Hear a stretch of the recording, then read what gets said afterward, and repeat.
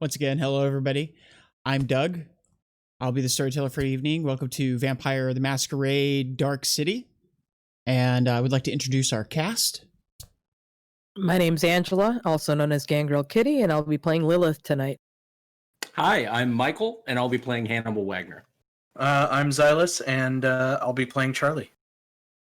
As you may notice, Ryan is not with us tonight. He was not feeling well, so we are, he's at home, getting better, hopefully. So our thoughts are with him on a speedy recovery, and but he'll more than certainly be joining us next week. So I will be playing Herkermer, taking on Herkermer's roles and actions and things like that for tonight, though. Once again, I would like to shout out Vancouver by Night for all the wonderful support they've done for not only us, but the community. If you go over to the VTM Reddit, they have a list of all the fine podcasts that you can check out, or actual plays and things like that. Thank you for everybody who's shown up and supporting us. For those of you who may be watching this on YouTube, please like or subscribe and ding the bell if you want notifications about when we have our videos posted. Right now we're trying to get to 100 subscribers so we can get our own custom URL. So thank you for everybody. A couple rules. Going over rules things. Last week I explained stains, but I didn't. We got kind of sidetracked with what was going on. Obviously, it was very, very important and pivotal. So just to reiterate, stains are what happens when you violate the Chronicle's tenets. In this case, when you kill a person without outside of self-defense, when you harm an innocent, or when you take a step towards accepting your beast. And that can be mitigated in other ways, like using convictions and so forth. But in this case, Lillith will be dealing with stains tonight. What happens when you deal with stains is usually at the end of the session, but in this case, we're going to do it at the beginning. You take a number of unmarked, undamaged health humanity boxes, and you'll be rolling the dice. And then if you fail that roll, then you may lower your humanity and become closer to the beast. So we also did one-shot combat after that session. I looked it up and learned the rules, what we did wrong. Normally, it's going to be a roll against a difficulty, and then characters who fail that roll will take damage equal to twice the difficulty. And I can also substitute that for negative effects and things like that, which I may be applying in the future. And last, we got one thing right. Skill rolls. When you do not have a skill, you just roll the attribute instead. And that is found on page 118, and it's the last sentence of the second paragraph of the pools section. Let's be vampires.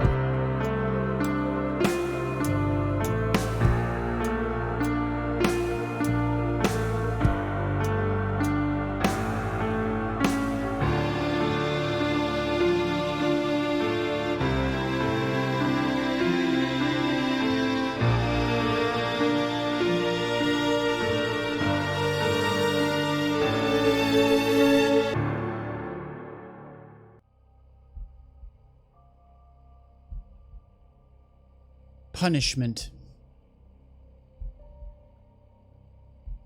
Defined the infliction or imposition of a penalty as retribution for an offense. It's a succinct definition. Fits into our world very easily. When you offend somebody, when you break a law, when you commit a crime, you are punished. But this definition doesn't fit so easily into the world of darkness. When you are ruled by your beast, the implicit bias that another must be the one punishing you doesn't fit so easily. If the beast commits a crime, how do you punish it?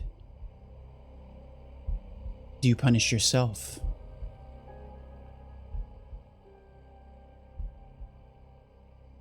This is something that Lillith Hanlon is going to learn. And tonight, as we continue on in our story in our dark city. When we last ended, there was a combat. While the results of the combat between you, Hannibal, and presumably the gangrel, known as Namor, were known to come to a grisly end, the results of the other combatant, Orphan, are less known. As Herkermer reached out using his blood alchemy to mystically conjure powers to snatch the bat away from his hand, Charlie, you opened fire. The question is not whether or not you won, because you did win the roll. The question is to what degree? Do you just keep firing, or until the person is no longer moving around?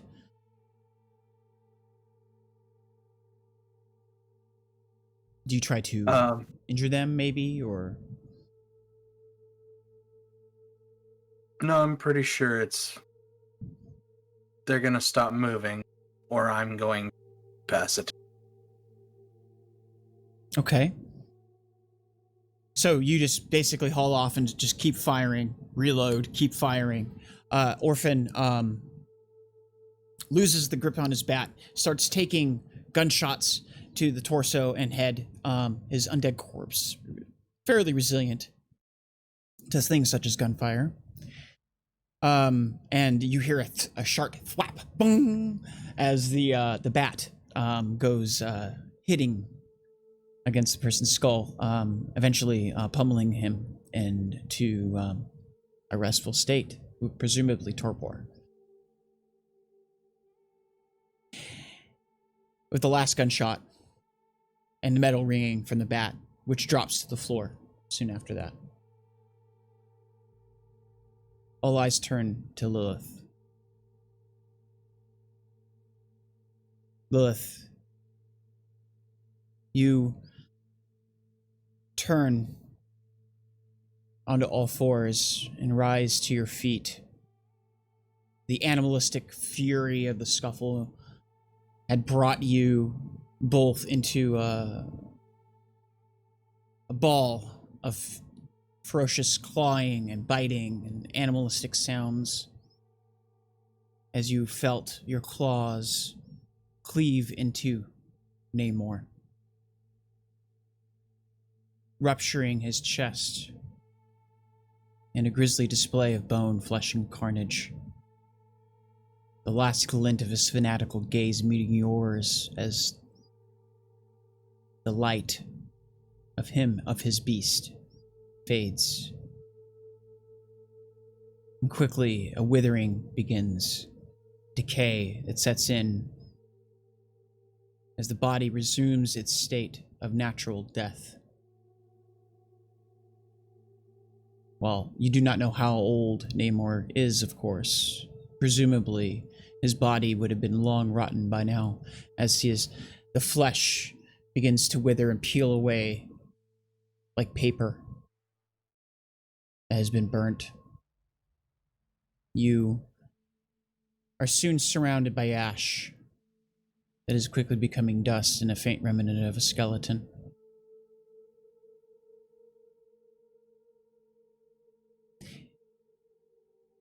Hannibal, I want you to make, for me, an insight roll using whatever attribute you think you would be most applicable. Perhaps wits, intelligence if you're intently studying the reaction out of Lilith, perhaps, or maybe it's, resolve, like if you're trying to keep yourself fixated on this grisly scene that's just very reminiscent of things that you've experienced in your own past. If you could please make a insight roll with the difficulty of 3 successes. A quick question. Sure. Are all of the other potential threats dealt with at this point? Yes. Okay, just making sure. Because I know there was 2. I couldn't remember from last week if there was a third. The third guy is the one that's in chains, correct? He's in the middle of a pen in the corner of the room, yes. Cool. Critical success with 6, 7, 8 successes. Okay. And what stat did you use? I used resolve. Okay, so the scene is quite reminiscent of things. You have a hard time looking, but you force your stare to Lilith. And while others would probably shield their eyes away and maybe just to, protect the person's pride or out of a sense of, like dignity, you see for a brief instant. You're not looking at Lilith. You're looking at the killer that just executed Namor. Lilith, you took 2 stains.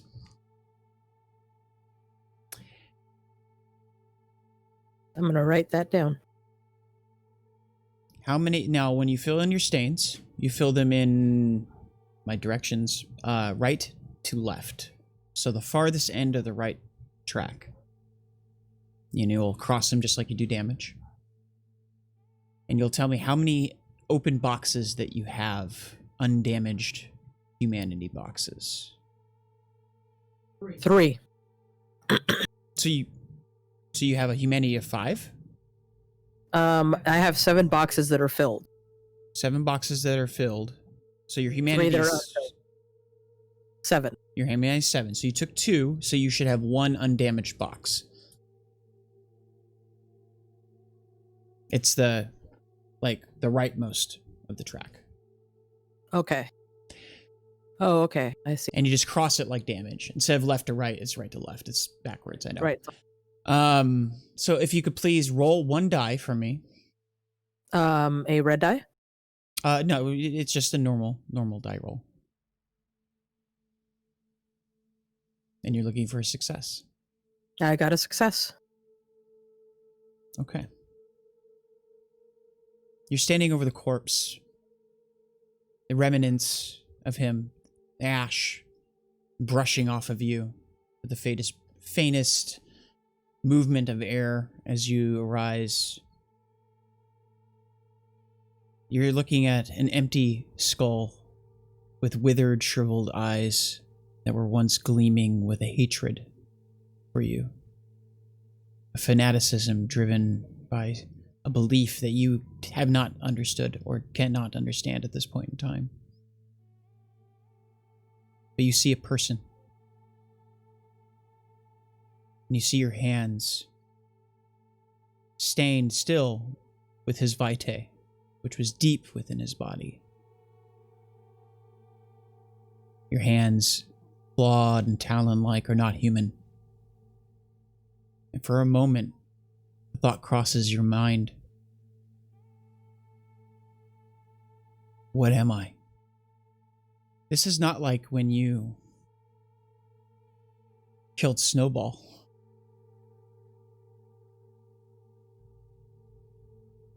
And the grief that came after that of killing your pet.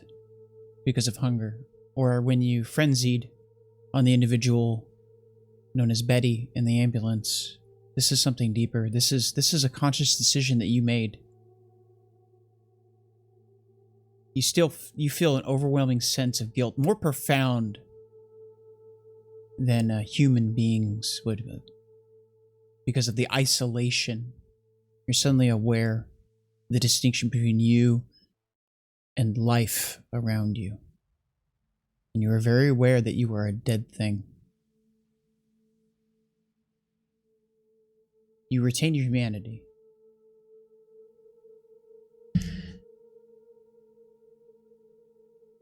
What do you do? I'm going to look at everybody else and I'm going to light a cigarette, turn quietly, and walk over to the guy in the pen. Are you trying to, keep your composure? Yes. Okay.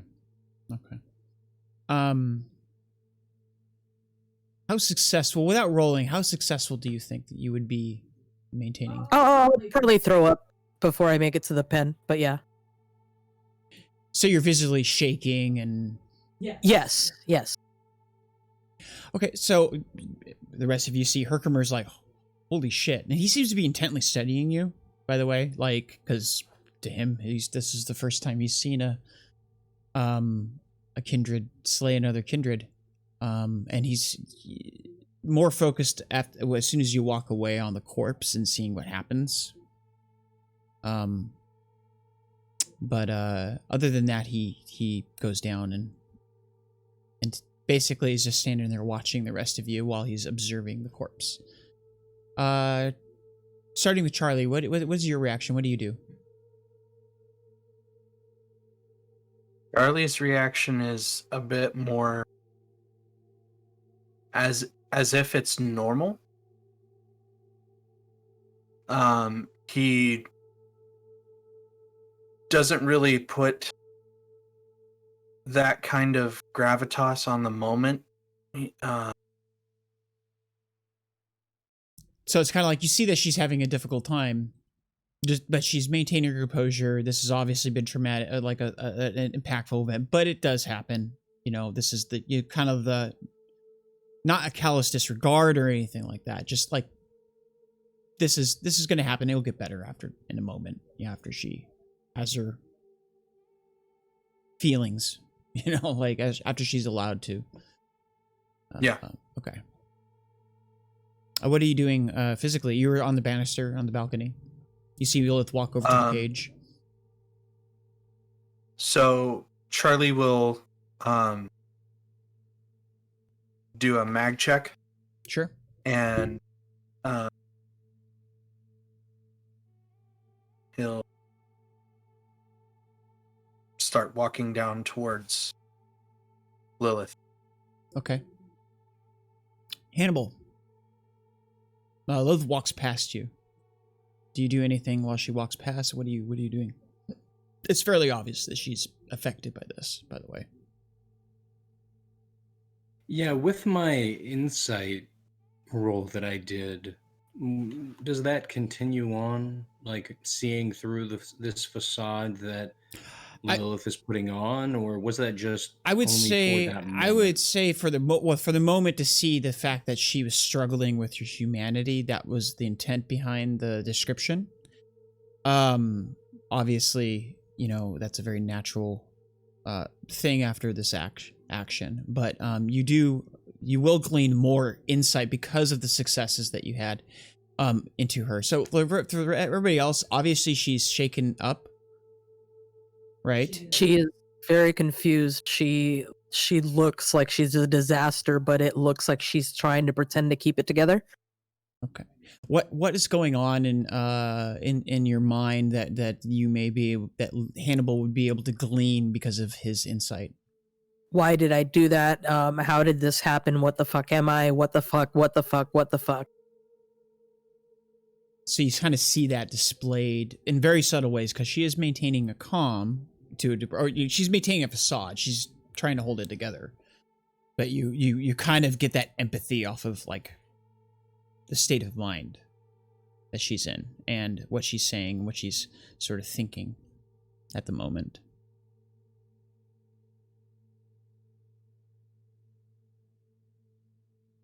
I'll stop Lilith on her way to the cage. Like put a hand out, to her shoulder or something as she goes to pass me. She's going to keep walking, but she's going to kind of turn as she's walking, and she's going to say, if I can save this one, then I can make the other one better. Charlie can get him. Why don't you take a moment?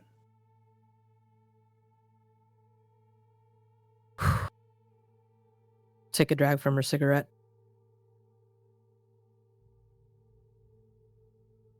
The cigarette's kind of more or less burning on its own because your hand is unconsciously shaking because of your state of mind, obviously. As Charlie passes her, he'll look over at Lilith. You okay? No.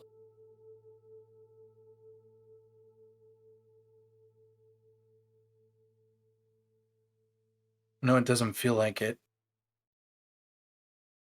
But in that particular instance, you did the right thing.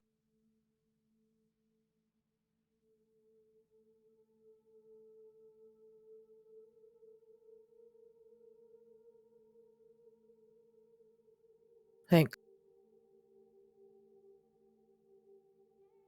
And he'll keep walking over to cage. Lilith and Charlie, Lilith had stopped. She was on her way to the cage, so she's standing next to the cage. But you basically go up to the breach as she's sitting. So you guys are both there at the front of the cage. The cage sits about 10 feet tall. It's made basically out of some really old, like, rusty bars. It looks like an actual jail cage. You notice that the frame of it has been bent and then like refastened back together in a kind of a haphazard fashion with wire and duct tape. But it looked like it was built as a basically a solid cage. It was put together originally. It seems very out of place, obviously, in the environment. This looks like the surroundings are more like a library in decoration and design than a jail cell. The individual, you notice, now that you have a clean and you're up front in front of them, is a lean, fairly tall individual. This has tattoos all over his body. He looks like he's dirty and grimy. He has no shoes on. He looks like he's been fairly beaten and unable to heal himself. You do pick up a vampiric, or even without sense the beast, because he looks very, very hungry. He's chained to basically, a chain that's basically fastened and been nailed to the wall. And you notice also surrounding him and just kind of weighed down with these cinder blocks is barbed wire that's basically been forced through his body in like a sort of a crisscross fashion. So where if he makes even a smallest movement, there's a large sound, like a metal sound, as like a person caught in a fence or something. His mouth is gagged, but you see his fangs protruding over him, and he's like sitting there bound with duct tape in his hand, hands duct taped together. He's looking up at you, not in a pleading way. You definitely do see the hunger in his gaze, but it's not, he's not in the close of frenzy or anything like that. He's looking at you kind of in a sort of assessing, like, shock, like uncertain, almost like you're a threat.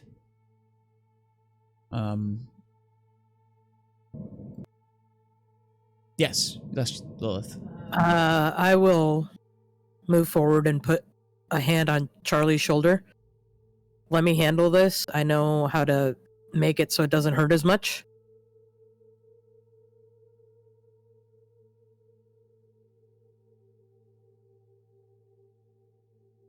Okay. Okay, so I am going to assess with medicine, intelligence and medicine, right? Yeah, go ahead. I'd say that you can assess and you're going to try to remove the barbed wire. Is that what you're trying to do? Yeah, Yeah, in the way that is less painful. Okay, that's actually not that difficult. It's not been put in there with any sort of finesse. Okay. And he hasn't really. He looks still very much damaged. And the Yeah. barbed wire has prevented him from healing, obviously. So it won't be too entirely difficult. I'll say a difficulty of 3 successes to both identify and start removing the thing without further damaging him. Yes, Hannibal. Is there any tools around, like bolt cutters or anything like that, to potentially make it a lot easier, so that rather than trying to pull it through him, we can just cut it off, and then, does that make Yes, sense? yes. There's actually a fair amount of tools over near the pig pen on the opposite side of the room. You're looking around, you see a big sledgehammer. You see some other tools like drills and things like that. Presumably, what was used to construct and bring stuff down here and kind of construct it the way it is. You see an axe that was laying next to broken up book shelving that was used to fashion the pig pen. The pigs are quite large, by the way. Like, there's like the fence on the opposite side, and they're squealing a lot. So, yes, Lilith. 5 successes. Okay. So you start basically identifying it. Hannibal, you're grabbing bolt cutters. Yeah, and then I'm going to snip the barbed wire as close to the dude's body as I can without cutting him, Okay. obviously. Just so it's not like we're pulling these massive pieces of barbed wire through the guy, that sort of kind of like the idea of cutting off the arrowhead on the other side, so it's Mhm. easier to move through. Yeah, exactly. Okay. Yeah. So with obviously Lilith, I believe, has a higher medicine skill. So with some instruction from her, even though you're not, you're used to wounds and things like that. So but together you guys manage to peel away, and I would say with your assistance, well, normally it would be painful. You actually are able to pull away with some pain, but not too much. It looks like, because he's just like grunting to some. He's grunting and obviously wincing a little bit as you guys are removing it, but you guys are doing your best to remove it without hurting him too much further. Eventually, you have all the pieces free. And he's still looking at you behind his gag. He's like, who the hell are these people? Kneel down and look at him and tell him, I'm gonna unbound your hands so you can unbound the rest of yourself, but you're not gonna hit me, right? Are you ungagging him so he can speak? I'm not ungagging him. I'm just gonna unbound his hands so he can ungag himself and everything. Okay. He shakes his head. Okay, so I'll unwrap the bounds around his hand. Okay. So you cut the duct tape loose. Yeah. He gets up. He basically, you see his hands almost kind of clench, like, and then he's like holding them in fists, like resisting an urge. And he very slowly puts his hands on the ground, conscious of what his body is uncontrollably doing. Yes, Hannibal. I'm still holding my weapon just in case, but I'll motion over to the pig pen and give him one of these, like, go feed over there sort of things. Okay. He picks himself up. He takes off his gag, and he clears his throat. Doesn't look like he's sound like he's spoken in quite some time. He had that hoarseness to it. And he Thanks. And he kind of limps over to the pigs. Those fucking pigs. Never drinking from a fucking pig again. And he feeds. You notice with his hunger, he drains 2 full, like, big pigs before he finishes, seems like an excessive amount. You've never seen somebody drink that much from an animal and still just keep drinking. And he's done with 2 dead pigs. He's like, and you notice his wounds start to knit, the ones that he's able to mend with his own vampiric abilities. He looks like he still has a fair amount of damage on him that is going to take some more time, obviously. And he looks over, he's like,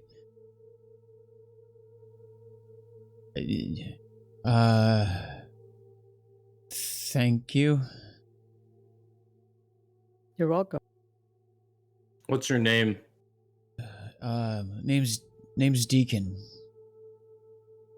Look, man, What happened to Cole?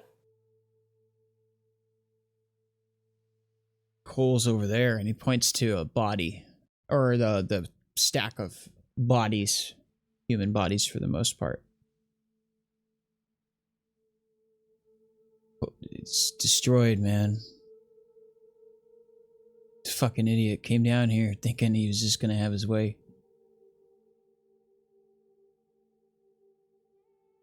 Is there more of these people? These 2? No. Yeah. He managed to take 2 of them out. I was kind of useless. Not much of a fighter. They destroyed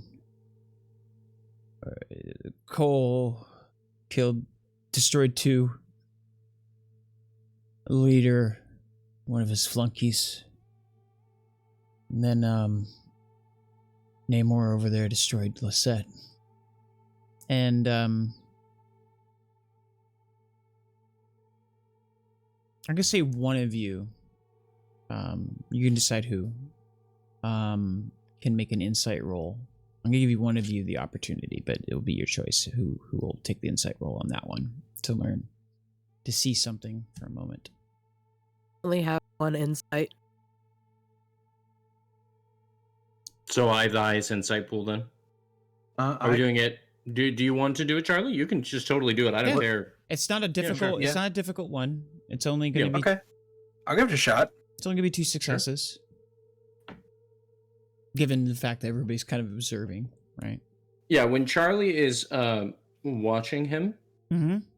I'm going to quickly say to Deacon, I'm going to say, for what it's worth, we don't intend to do any harm to you, but I'm going to mention if you try anything, I'll put you down. Are we square on that? Okay, dude. Okay. And then So I'll what's put the my goal? weapon away and go start collecting the Sons of Cain. Start collecting the remaining body. Yeah. It's difficulty 2, insight, and I would say wits. 3 successes. Okay, so you succeed with a margin of 1. So you catch when he says that, Lisette, you catch the undercurrent of emotion in his voice. He refers, when he says the name, he says it in a way that is more meaningful than just a person you are friends with. You can distinctly tell that he may have been romantically involved. It's that kind of emotion. Oh, like Deacon and Cole were partners? No, Deacon, okay. Deacon and Lisette. Oh, and Lisette. Okay. Yeah, when he says Lisette and Lisette, you know, it's like, look, I heard you mention that this is. Did you guys come down here for these 2? No. No, we were looking for coal. What do you want? And you. What did you want with me?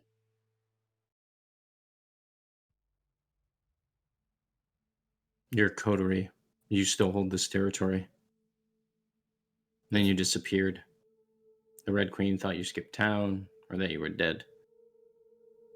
Yeah, it's been a long while.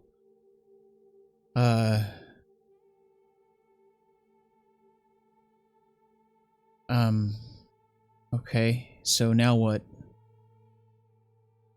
Now we bring you to the Red Queen and tell your story. Fuck.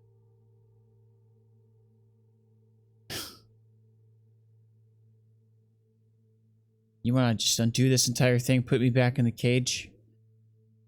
It's a fucking joke. No. No, it's... Fuck that. That guy's been feeding me fucking pig blood for fucking months. Are you worried that something's going to happen when you speak to the Red Queen? I don't know. But I don't like the idea of being responsible for Cole. You're not going to be held responsible for Cole. You were his subordinate. I guess. Thanks, but I know I don't... You guys want... I guess I owe you. Well, what are you good at? Music. Let's just say you owe us. I'll explain this to you later, Lilith. Okay. Before you go extracting any life boons, I wouldn't, I mean, obviously I owe you a great debt. I'm just saying for your own benefit, I have to, like, I wouldn't take a life boon out on me. Just, not because of me. It's a long story, but you get more if you want favors. I don't think we need to call on your life for something like this. Your life has already been threatened enough. Let's just call it that you owe us. Okay. You owe us something big, but sure, it's not your life. I mean, I haven't gone a night in my own life without. Anyway, yeah, anything else? I mean, I don't really know. Wait, you just here to take me to the Red Queen, and in a matter Well, of I think she speaking, needs to. I see. yeah. Okay. I think we should stop by your old coterie mate, though, Smokes' place, and get you full and better. Are you still hungry? I'm good enough. I'm not. I'm okay. Okay. Last time I ever gonna fucking drink from a pig again, but no offense, it's doesn't do. It's just kind of gross. I'm gonna taste bacon for decades. Kind of getting queasy just thinking about it. Anyway, yeah. Okay.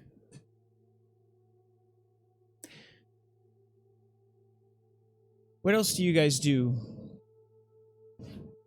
Now that I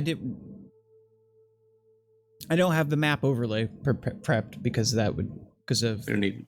But there was another tunnel that led out the north side on the bottom on this floor.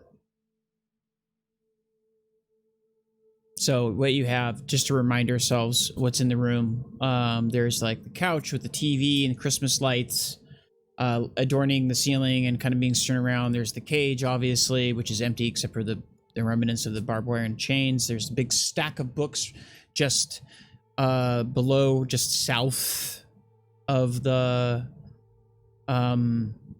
cage. Now, I say stack of books, like this is a mound of books. Like all of the bookshelves have been made empty, and all the books have just been thrown onto this gigantic heap. It's probably thousands of books. You see the desk with the candlelight with the books open. Obviously, the bookshelves just on the bottom end of the things that you were managed to use to approach hidden, and they're all tossed and turned and broken up.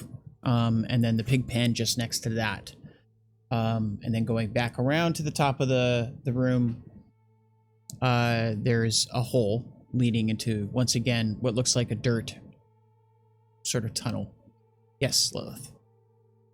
I'm going to look at Deacon and ask, do you know what they were looking for? Because they said something about finding something in the books. They're fucking Sabbat, man.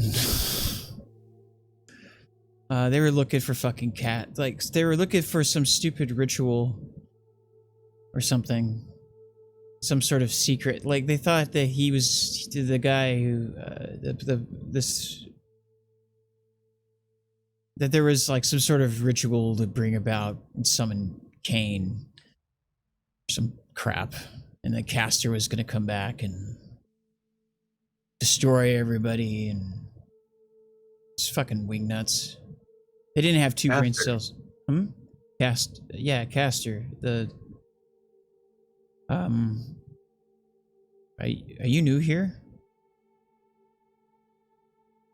Yeah. Oh, Caster, he was the dude who gacked the old prince. This is the old prince's old haven. That's what Cole wanted to find it. Dude, Caster was been around the city for as long as anybody else. He's like the boogeyman. He was murdered, destroyed. A little while ago, when the prince brought all the fucking Lasombra in. So these Sabbat not only thought that this ritual would bring Caster down upon the city in its resurrection of sorts, but also summon Cain. Don't ask me to explain why they thought this. The dude was not... He was a prince. He was just... I mean, yeah, sure, he was an elder and shit, but... I don't know. They had it in their heads. Who knows what kind of fucking things these wackos think. Did you say that Caster is the one that killed the prince before Graves took over? Yeah. Okay. Caster whacked the old prince. They had I guess a thing. Like, sort of like that rivalry sort of thing. Caster was hellbent on destroying the old prince. Maybe that's the reason why they think that the old prince had some sort of Sabbat secret or something. I don't know.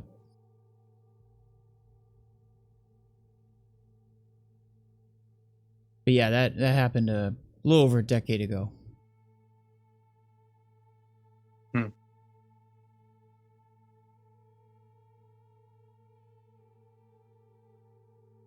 So yeah, this is what Cole was looking for. He wanted the old prince's haven because I guess he thought that the old prince had secrets or something. I don't know. I mean, they've been trying to read these books, and I guess they couldn't figure it out. I mean, dudes barely knew how to read.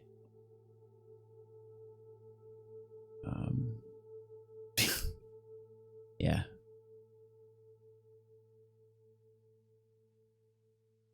So yeah. Anything else?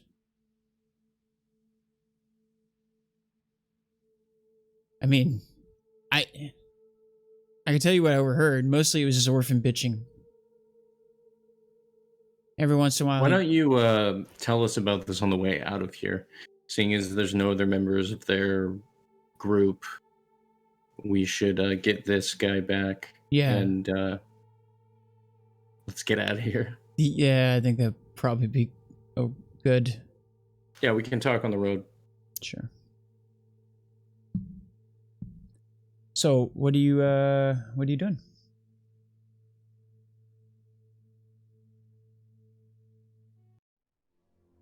We I'm gonna are. carry Sorry, the go ahead. unconscious guy, Okay. or have Herkermer do it. I Yeah. know that Herkermer said he was pretty strong. So. Herkermer was pretty much fixated on looking through the corpse. He was paying attention, obviously. Kind of keeping quiet to himself. He helped with the barbed wire and stuff like that, and he started turning his attention to looking through some of the books and stuff like that. And then and he's like, "Oh, sure thing." Goes over and picks up the body. Sure got him with my bat. You guys will be okay, right? Yeah, we'll be fine. I'll meet you back at the car. Sure thing. I'm mostly looking at Lilith, Charlie, and Herkermer. I'm staring at you like this. What? I'd kind of like to see where this goes. Okay, you probably shouldn't go by yourself. I'll be okay. Okay. I don't plan to draw any attention, or if I see any sort of threat, I plan to leave. I just wanted to peek my head down that tunnel really quick. And Okay. one person moves much faster than you guys carrying the body, so I figured I would catch you probably before you even left. Especially because I know as soon as Herkermer sees that room upstairs in the light, he's going to want to stop.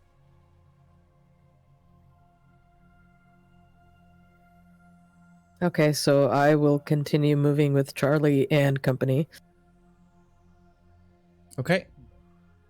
So, you're having Herkermer go back the other tunnel and take the body back up to the construction site?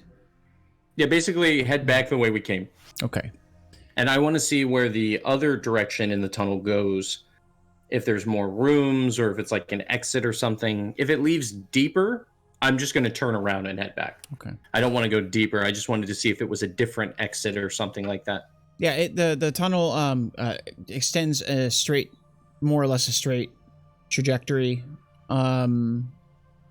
for quite some time. You don't know how far, but it is quite a distance. And then it turns up very sharply, and you see a ladder that's kind of been put up against the wall of the cavern. It goes up into bottom of a building from the looks of it.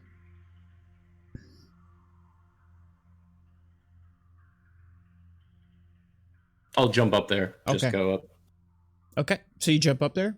You're basically standing in the basement of an old building. You see lots of old gates and cages and large things. You see manacles that look like they were dated to probably the early 20th century.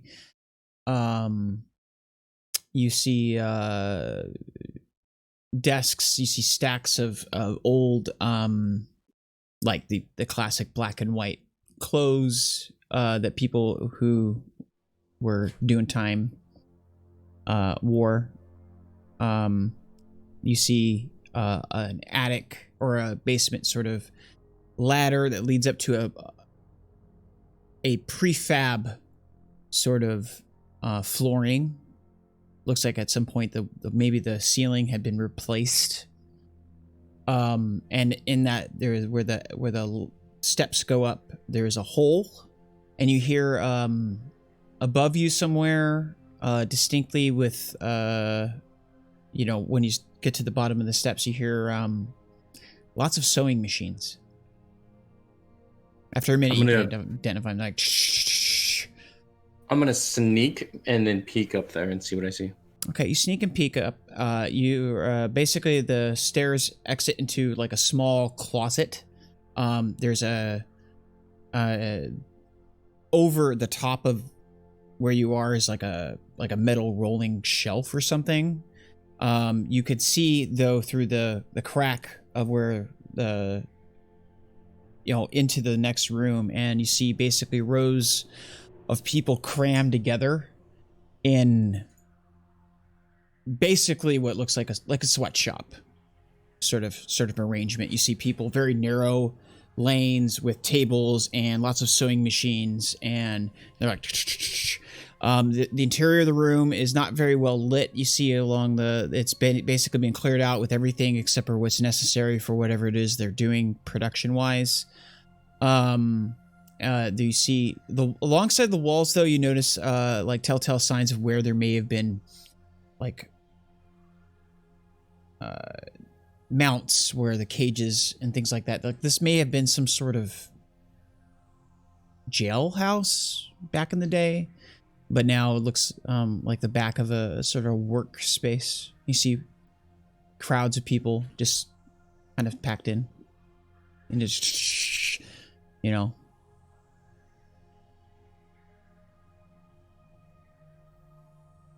Could I move to an exit or door without being noticed by the people working, or is it? Well, it's so loud. Is it too open and obvious? It's extremely loud, so you can definitely move the thing over.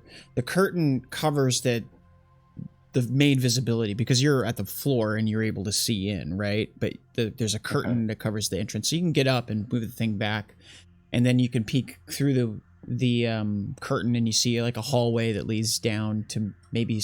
And outside you see an exterior street light at the end of a window that is inset into a door at the end of the hall next to you. You could probably sneak into the hallway, but no, there's nobody actively walking up and down the hallway. It seems most attention of people in the room are either on their work. There's one or two individuals walking at the end of the room, just kind of walking around gathering things that are being handed to them and putting them in boxes and such. But other than that, nobody really is minding anybody. Like their eyes are down, firmly affixed. I'll then sneak out. Okay, you sneak out and you can. There's a long hall. You notice that there's several doors that align the hallway. The hall ends in a door that leads out. It's a modern door with a four-pane window inset into it. It looks like it ends out to the front of the street, basically. Kind of on the side of the building, but the street is, you can kind of see the street light and everything like that.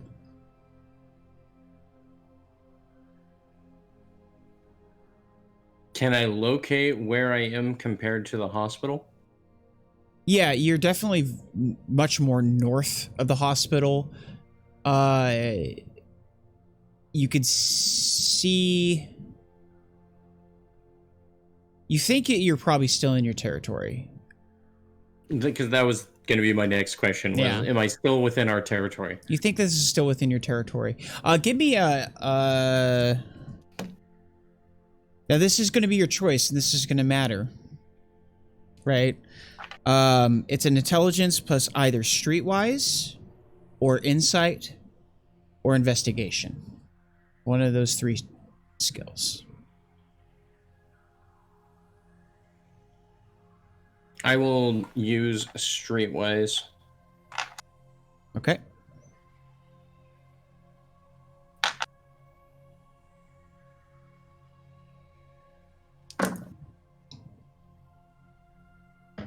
I got 2 successes. Okay, 2 successes. You notice sitting across the alley, because you're kind of able to peer out and look around and kind of gauge things. You do notice kindred graffiti alongside the building next to you, as though it were indicating yes. Was there a success threshold?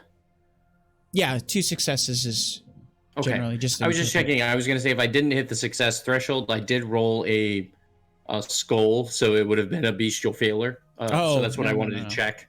Okay, cool. Now with this kind of thing, I usually just set it like a 2, or if it maybe is out of the way or hidden, I might set it at a 3. But generally, when I'm asking for that kind of stuff, it's like 2, and then the margin of success will determine extra things. So you see a kindred graffiti marking pointing towards the building as if indicating this building, and it says you interpret its meaning to basically as a warning sign that this place is under watch. It's like hunters watching.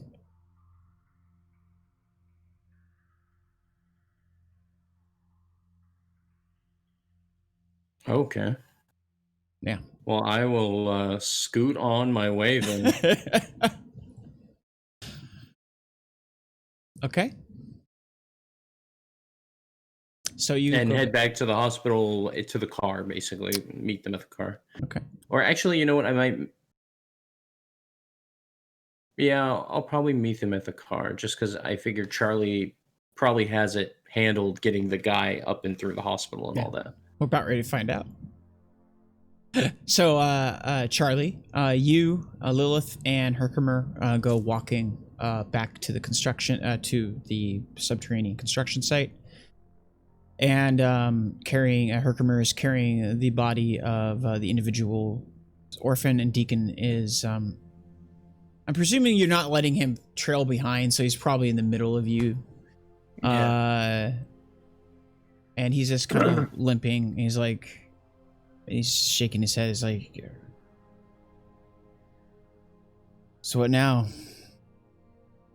Well, I'm going to go forward, and I'm going to grab a gurney for our unconscious fellow here.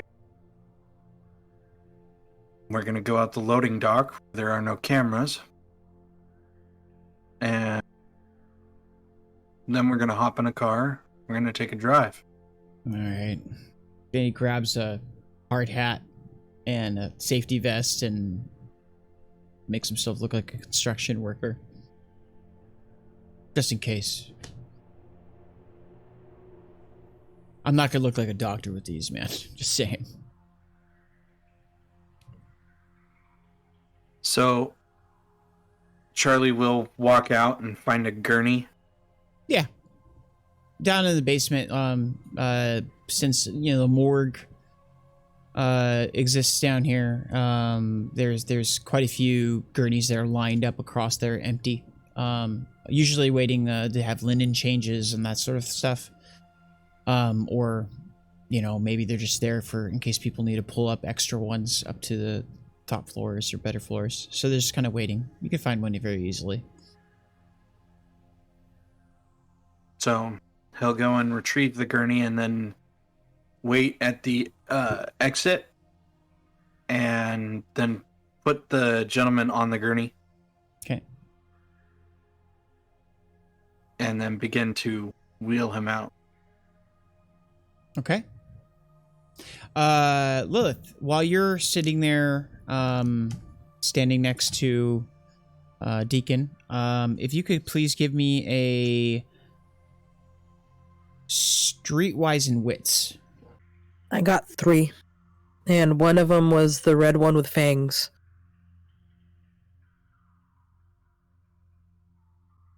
Yes. Sorry. Do you wish to use the willpower? I'm muting there.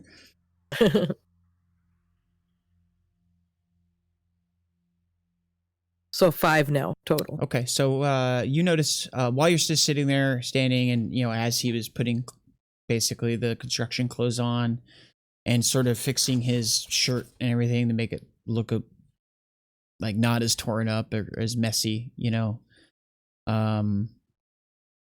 he grabs one of the jackets that people may wear on through construction site to keep themselves from getting wet and stuff. But you notice his tattoos. Standing next to him in light. And there's no doubt about it. This guy's been to the perfect dream. You notice the ink and the style and the signatures, at least of that were similar to your own. Maybe even the same artist, you don't know. Noted. So you come back, you put the body back on.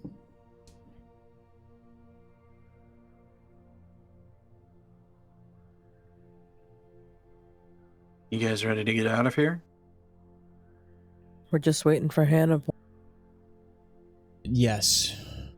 Maybe. No. Yeah. Are you drunk? I don't know, man. I'm just...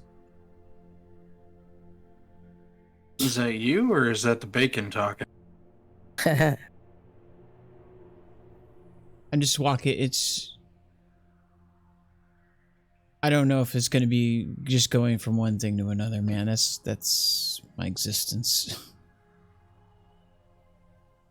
Look, our only necessity to even find you was to settle the matter of having this territory. I got no problems with it. Honestly, I'm kind of glad that we found you. Because if we didn't, it would have been a bigger mess somewhere further down the line. So, going forward, I'm not planning any hostile action. I'm not worried about you, man. But if I've been down there for months and no one's been paying tax, Red Queen's gonna be fucking pissed.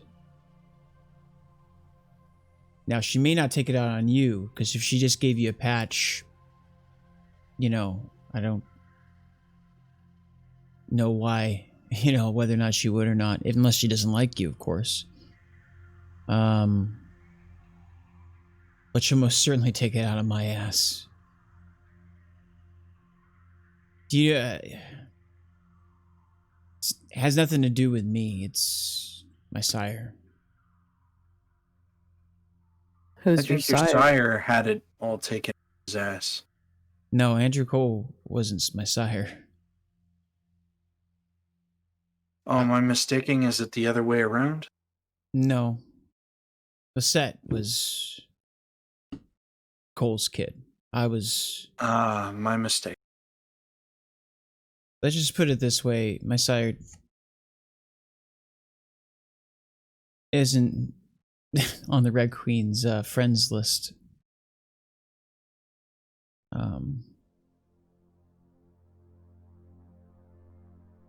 And I don't think she's going to kill me or destroy me. I don't think she'd be that stupid. But...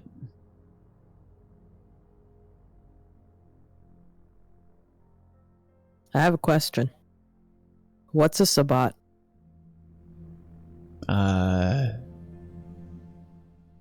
Psychos who think that the end of the world is going to bring them salvation or something.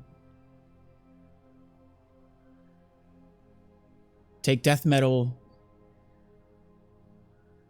mix it with fanatical religion, and then make them vampires and want to kill people.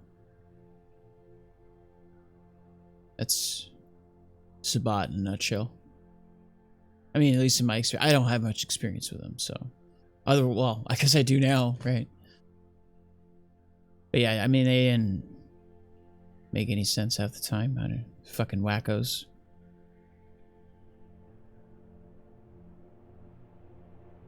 It's like a... Yeah, anyway. After a moment, just kind of silence kind of sets in as kind of Deacon just... He doesn't clam up necessarily. He's just kind of like doesn't seem really in a have the ability to conjure a whole lot of words in his mental state right at the current moment. Hannibal does arrive. Come walking up the stairs. Up the little ramp. Sorry. Yeah, I'll appear ahead of them towards like on their Okay. direction towards the car.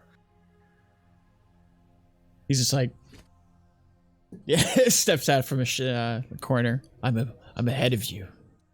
No, I'm just waiting at the car, basically leaning against it. Sure. Okay. So after a couple moments, you guys decide to move to the car to wait for Hannibal, and then you guys roll out there, and you see Hannibal's waiting for you. And I swear, that car has magic power.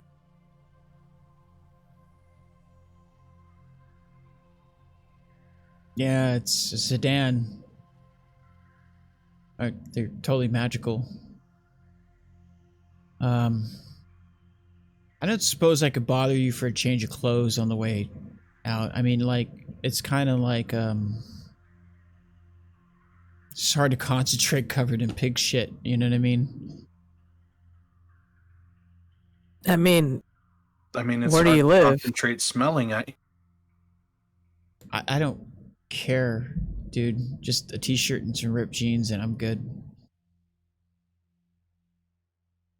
Well, you ain't gonna fit into my clothes. Okay. How about you, fellas? Give me a second, I'll be right back. You guys go wait in the car. So Charlie will go back in, Mm-hmm. and he'll go to the, basically the lost and found. Start rummaging around, see if he can find a change of clothes that'll roughly fit the guy. Yeah, you can easily find some jeans and a shirt. Please tell me he finds the ugliest sweater possible. He finds the ugliest sweater if possible. I could find a Christmas sweater, I will. You find a Christmas sweater. One of those ones that's like embroidered, but also has like bedazzling on it with like Rudolph, just like. Oh my god. My life is complete. My life is complete. I am a Ventru and I am oppressing someone using Christmas sweaters. So you could walk it back out with the jeans and stuff, and hand it to him in the back of the parking lot. And he looks, he's like, Christmas?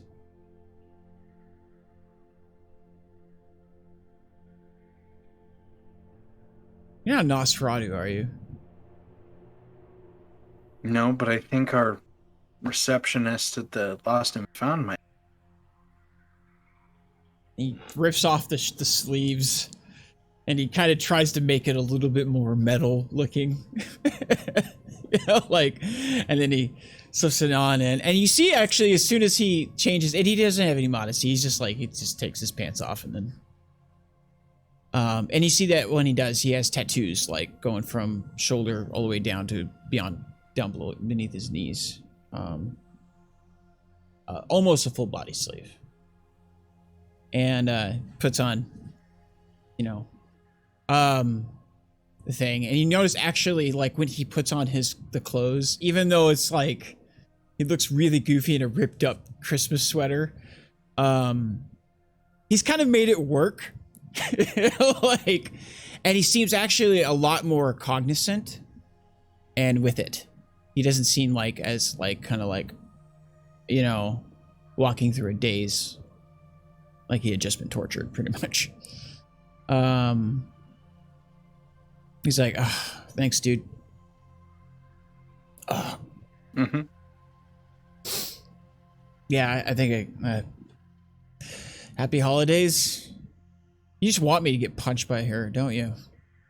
She's gonna take one look at this and hit me. Are you kidding? It's a very metal Christmas. Yeah, better be. Yeah. Onward. Yay. I'll put the body in the trunk. Okay. He tosses the rest of the clothes in the garbage and then gets in. And then we will. I say you got him flip-flops. Perfect. Ugh. It's quite the ensemble. Yeah. One of us should call the Red Queen and mention that we need to meet with her. I will text. Okay. Hopefully she does texts. You text the number that you were given. Yeah. What's your text say? We need to meet up. Something urgent. Winky face. Fucking winky face. You Be a little more specific than that if you can, Lilith. You're talking to basically No. the leader. The CIA is listening to us. No, I don't mean about this specific thing. Just be like, it's a matter of our area or something. Saying something urgent, the Red Queen might think like something worse. You know what I mean? Well, Wait, whatever, dude. It's your text. yeah. I even put a winky face after it so she knows that it's a happy thing. Okay. You get a text back. 6th Madison. 1 hour. See? And I'll show it to Hannibal. See that? See? Yeah, she seems like she's pissed. I mean, you sent a bad text. I mean, she's always pissed, though, isn't she? That is a fair assessment. She didn't seem pissed in that conversation until Charlie gave her a bunch of grief. Maybe she wants in your pants. Maybe that's why she's not pissed at you.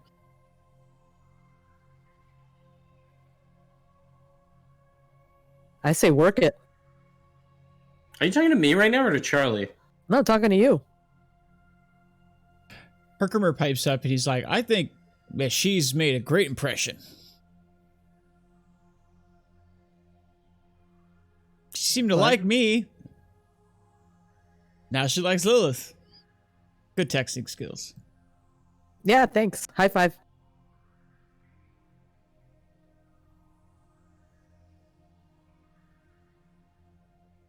I'm not even going to respond to what Herkermer said. I'm just going to get in the car and start driving.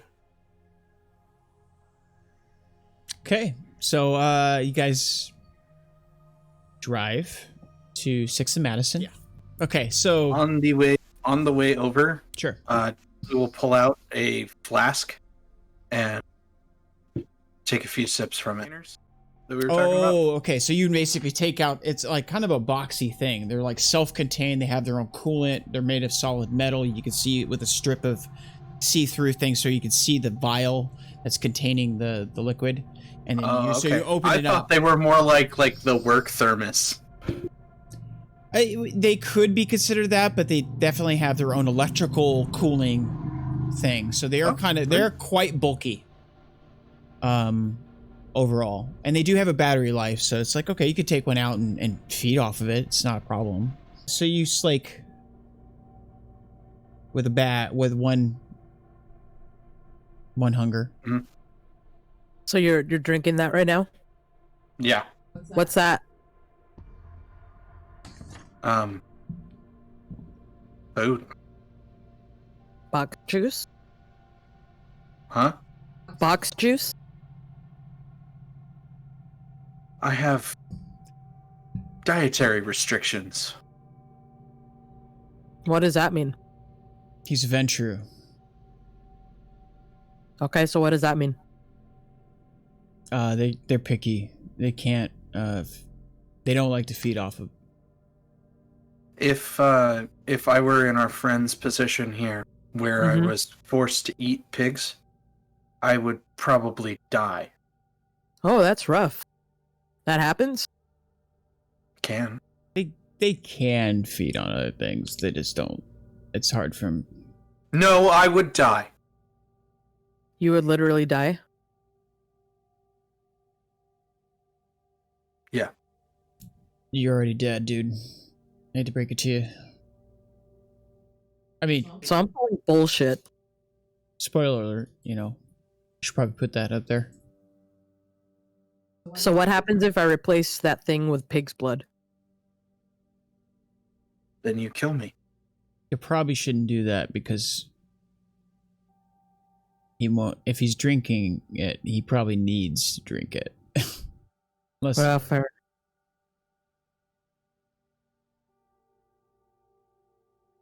so, the car continues. Are any of you continuing conversation on your way over there?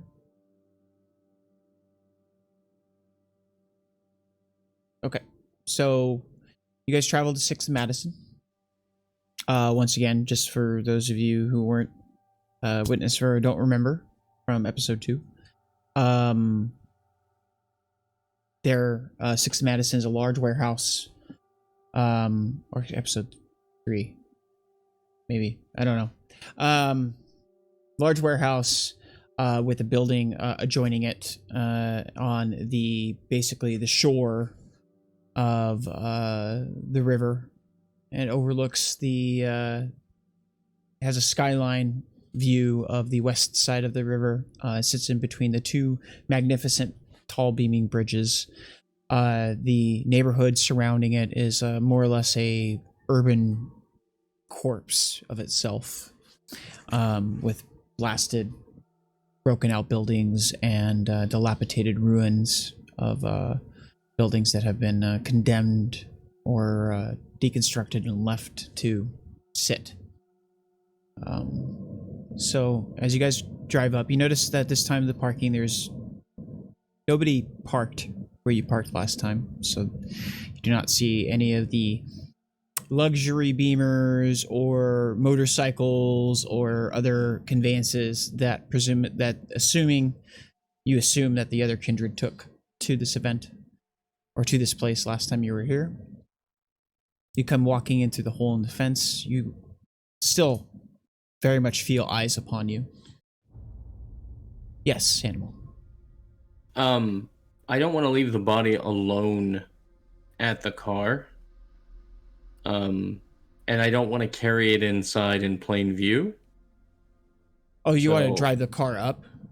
No. I want to hang back and have them mention that, we have a body and we didn't want to just bring it inside and draw attention or break the masquerade or anything. So sure. Yeah. Well, there is the same kindred, with just a vest and tattoos and biker jean or ripped jeans and a biker boots, the bald head and piercings and shades, and he's like, and he greets Lillith and Charlie and Herkermer. What's up? Well, she's inside. Where's your buddy? He's keeping an eye on something. Okay. She's inside. Okay. Charlie will make his way in. I'll follow behind. You guys go walking through the large construction or the large warehouse that is empty into the building that is basically has a balcony that's of a blasted out floor on the second floor, opening up to a large wide space. You notice this time over in the corner where the gathering of kindred who are more well dressed, sort of in suits and things like that, were gathering last time underneath some lights that have been kind of strung up in a more kind of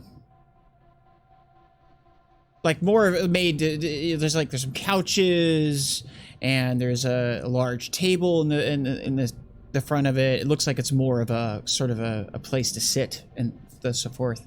You see several of the bikes that you heard last time from below are actually parked right in front of the large open doors that the Red Queen emerged from last time you were here. You see the familiar figure, stark white hair, short female with a spray painted red jacket with the Suicide Queen patch on the back of her jacket with piercings, ripped jeans, very iconoclastic looking individual. You notice also Dutch is sitting there, and he's sitting there talking to another individual you do not recognize. He's wearing like overalls, like workman's overalls. He seems to have a long sleeve button-up shirt underneath them, but it's very dirty, like a Carhartt sort of shirt. He's got glasses and pretty well trimmed goatee. He looks clean. His but his clothes portray that he has just come from some sort of laborious activity. Maybe working on a car or something like that. You don't know. And you notice the corpse, or a torpid corpse of Grayson sitting on the table in front of you. Or, you know, in the center of the little place with couches and chairs and things. She looks over at you, your direction. Mm-hmm. And What you here for? You got good news? well, yes. And then we also have some bad news, followed by more good news.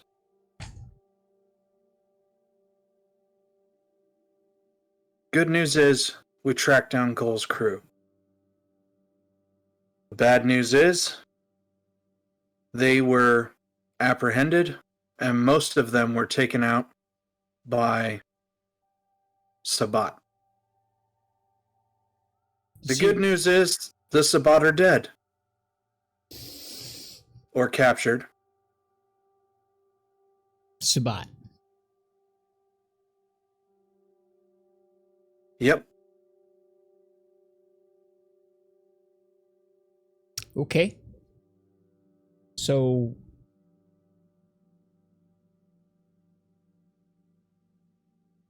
I noticed Deacon's with you. Is this one of the people that was not destroyed by the Sabbat? I would assume that because he's standing here. Yeah, they were keeping him as a blood bag. And did you guys just sash these guys? One of them. Cole lashed two of them before he got gacked himself. So there have been Sabbat in Cole's territory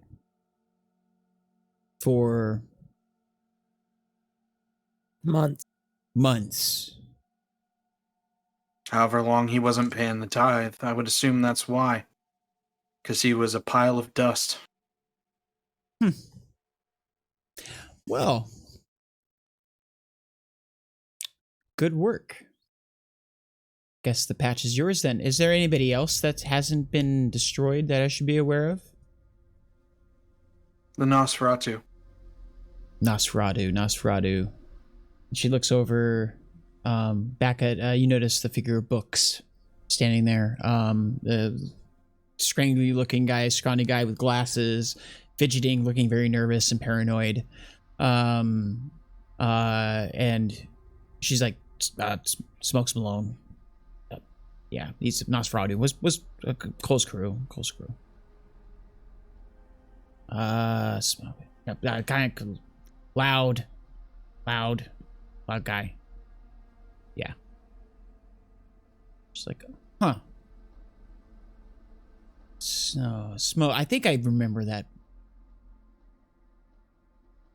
Dude just kept on yapping in my fucking ear. Sounds like the right guy. Well, you know, back in those days, there were a lot of people, so it's hard to keep all the assholes separated in my mind. And maybe I'm thinking of somebody else, but I'll believe Books here. So he wasn't destroyed by the Sabbat. Where is he? He didn't know what was going on with Cole or the rest of his coterie. So he was busy running the same place he's been running. So he didn't... So he wasn't... They were keeping him out of the loop or whatever it is. What were they doing? They were digging underneath the hospital. What the fuck is underneath the hospital? Apparently, the haven of the former print. Oh, no shit. Oh, this is gonna be fun to watch. So is it down there? I don't think Well, so. I don't know. There's a bunch of books that they were looking for to, I don't know, resuscitate somebody named Castor or something. Castor. Yeah. Okay. If you... Where is the corpse of this kindred? It's in the trunk. Oh, outside? Yeah. Here's Torb. We figured you might want to ask questions. Oh, we're gonna ask some questions tonight. Joker. Same car as last time, right? Yeah. Large individual that was kind of shadowing Alice last time. Goes walking off. A couple minutes later, Hannibal, you see the individual walk up to the car, tap on the window. I'm not sitting inside the car. I'm probably sitting outside of it or something like that. Okay. It's like, come on, let's drive in. I'll pop the trunk. Oh, And, driving in? Sure, yeah, I'll hop in and drive. He gets in this passenger seat, and then as you guys are driving up, he rolls down the window. He's like, and he kind of waves off to, you don't see who because of your vantage point driving, but he pulls you in through a gate, gets out, and unlocks the gate and pulls you in, and then brings you in through the warehouse where you can very easily park the car. Sure. While you're doing that, Queen is she looks like you guys have a fun old time. So there is the matter of Grayson, and I figured, well, yeah, I'd give you guys a couple nights, get in contact with Nolan, maybe square, but that didn't happen. So it's okay. I invited Nolan here, so you guys can square up. And you're bringing a Sabbat to me. And this is turning out to be a great night.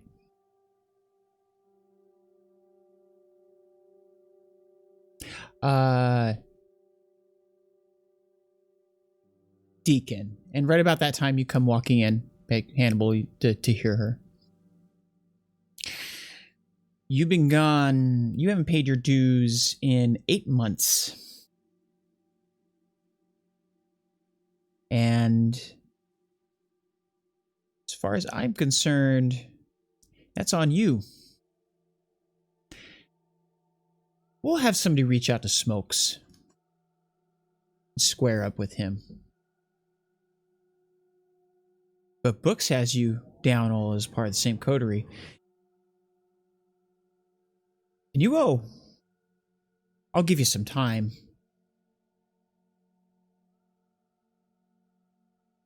But we can't let the prized possession, the humble child of Sylvia fucking Mercer,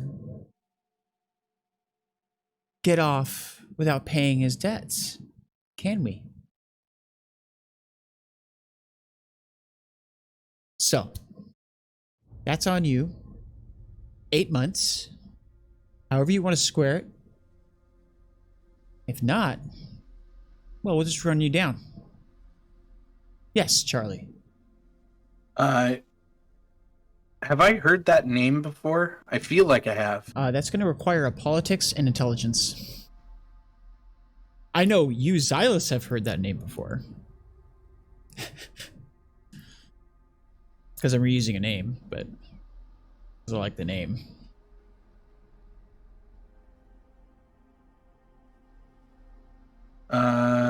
Three successes?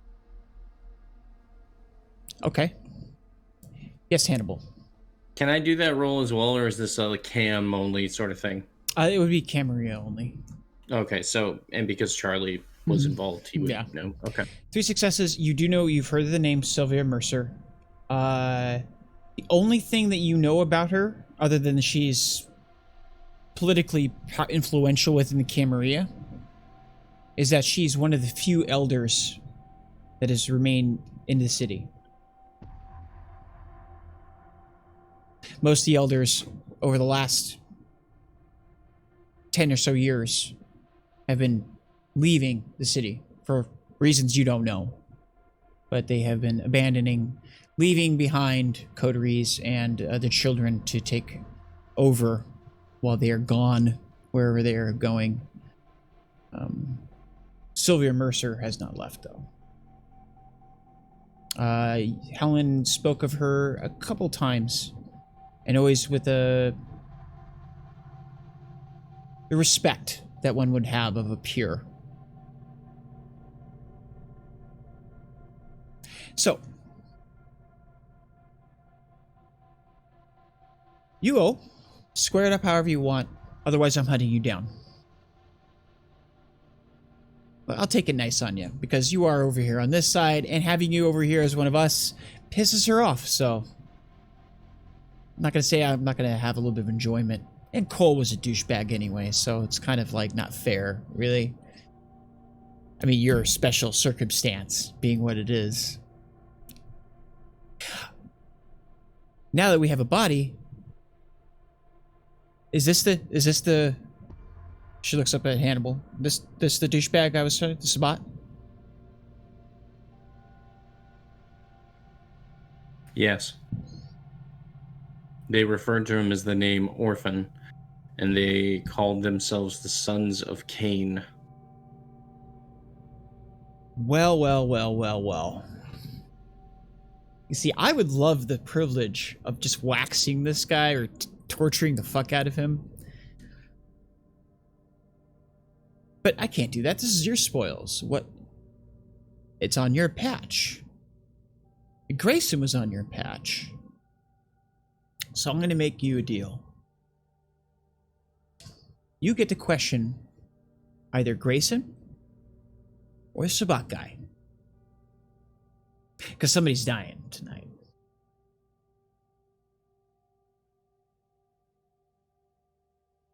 And I'm going to make Helen's kid pick which one.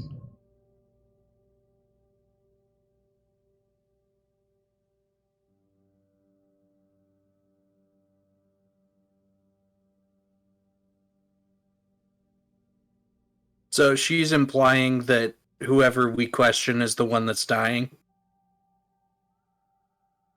She's implying whoever you choose to question, the one that is not chosen is probably just going to be killed.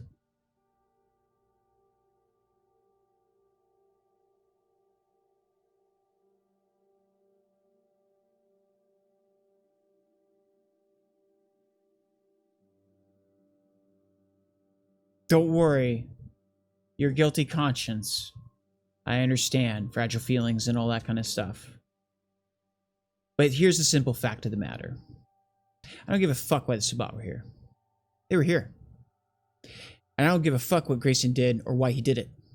He did it. Now, I passed the opportunity off to you to square with Nolan. You didn't do that. You still have the opportunity to do that. But when you don't do that, that makes me look like I'm favoring you. And that brings a lot of people's eyes on me. Because people don't like it when I play favorites. We don't know Nolan. We don't know how to get in contact with Nolan. So Well, good for you. He's right here. So you'll square up. That's fair. But now somebody has to pay a penance. And it's not going to be you, because you just did good. Thanks for the Sabbat. And sure as hell not going to be Nolan. Because Grayson's a piece of shit. So somebody's got to get punished. That's the nut. Remind me what Grayson did again? Grayson attacked you in the hospital. He was approaching, and he caused a Masquerade breach, which you guys covered up. Sorry.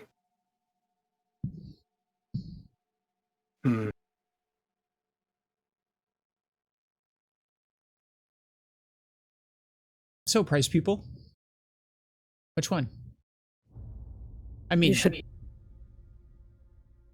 should probably question both of them, shouldn't we? oh, I agree, but secrets are much better when kept to the grave. Like I said, I could give a fuck why either one of them did what they did or why they did it. You care, which is good. I want to give you the opportunity to learn. But I need somebody to die. That's what I need. So, which one do you want to learn from?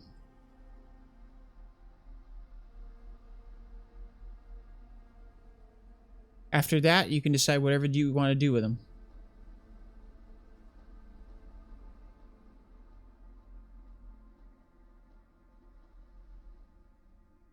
Hell, if it involves final death in the end, even after you question them, I'll fucking do it for you. Or I'll have somebody do it.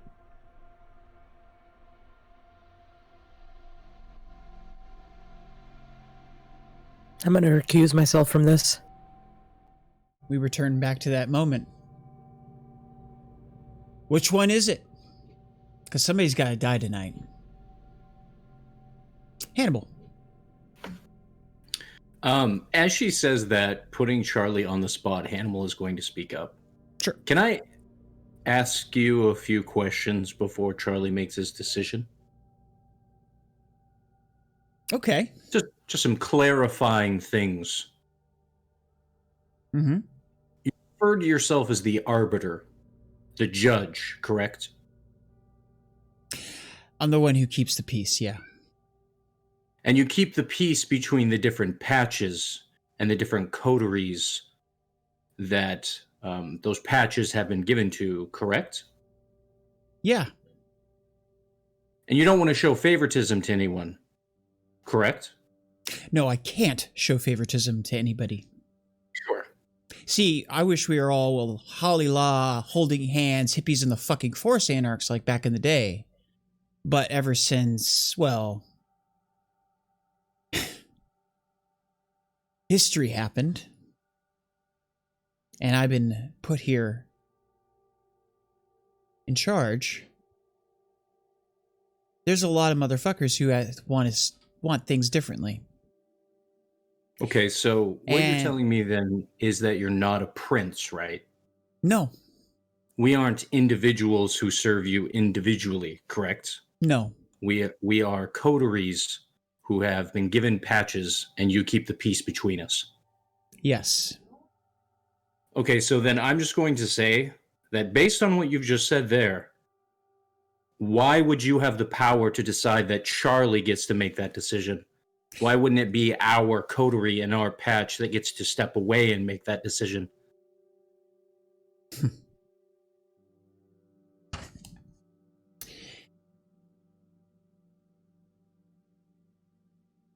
And she kind of rolls her lips around, carefully choosing how she's going to say what she's going to say, restraining urges. Sure. Because I'm going to execute somebody here. I'm not implying that I have a problem with any of that. I'm simply just saying the matter at which that you have decided that a member of our coterie has to make the decision goes against what you've established as the arbiter.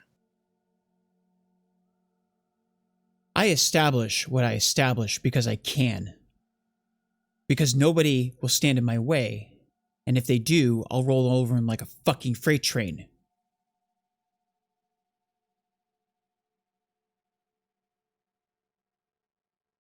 Now, I have given you guys a patch. And you guys make your decisions and do your thing. I'm leaving it up to Charlie because I want to see whether or not he is actually who he says he is, or whether or not he's a pawn of fucking Helen Hardgraves. Because I have beef against Helen fucking Hardgrave. And I'm going to, at some point, destroy your fucking sire for what she has done to me and the rest of us. But I'm not going to hold that against you because at one point in time, I actually believed. And I'm still trying to believe. So, Charlie, if you want to talk to the rest of your coterie, that's fine. But I want to hear the decision come from you. What your man says here is fair. You guys should all talk it out. It does impact the rest of you. It is the rest of yours. And I would rather you guys all get along and work together. But I want you to know that the person who's going to be destroyed tonight was done so because the words came past your fucking lips.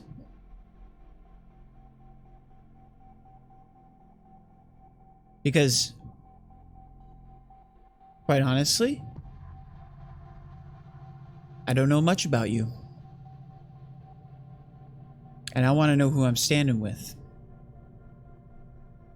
Who did I give? Charlie just smiles. I think that's fair. And thank you for giving us some time. We'll step aside now. Sure. And she sits back and she goes over to the orphan's head and she's just kind of like... And she looks over at Jover's like, what's with the fucking... Dude's got a piercing on the inside of his nose. Can't even see it. So, look at that. And then she starts joking with him about, like, you know, like orphans chosen piercing habits and making fun of the guy. I'm going to be honest with the both of you. I think we stand to learn a little bit more from Grayson than we'll ever stand to learn from the Sabbat, as well as the fact that I've been taught that you just kill Sabbat on sight, or you run from them. What if there's something of interest in that basement? What if they were We actually already know onto what they something? were looking for. Okay. We could find it just the same as they could. If that's something we want to find.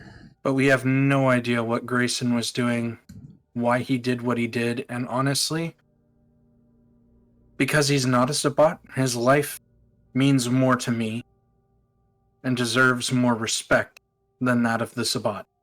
Plus, his coterie mate will probably appreciate it that you spared him. So, along with the words of our arbiter here,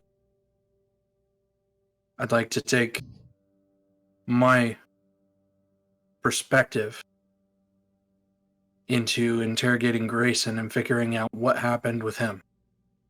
Sure. I just wanted it to be clear to both you, Charlie, and to the Red Queen that you are not our leader. You don't make decisions for this coterie.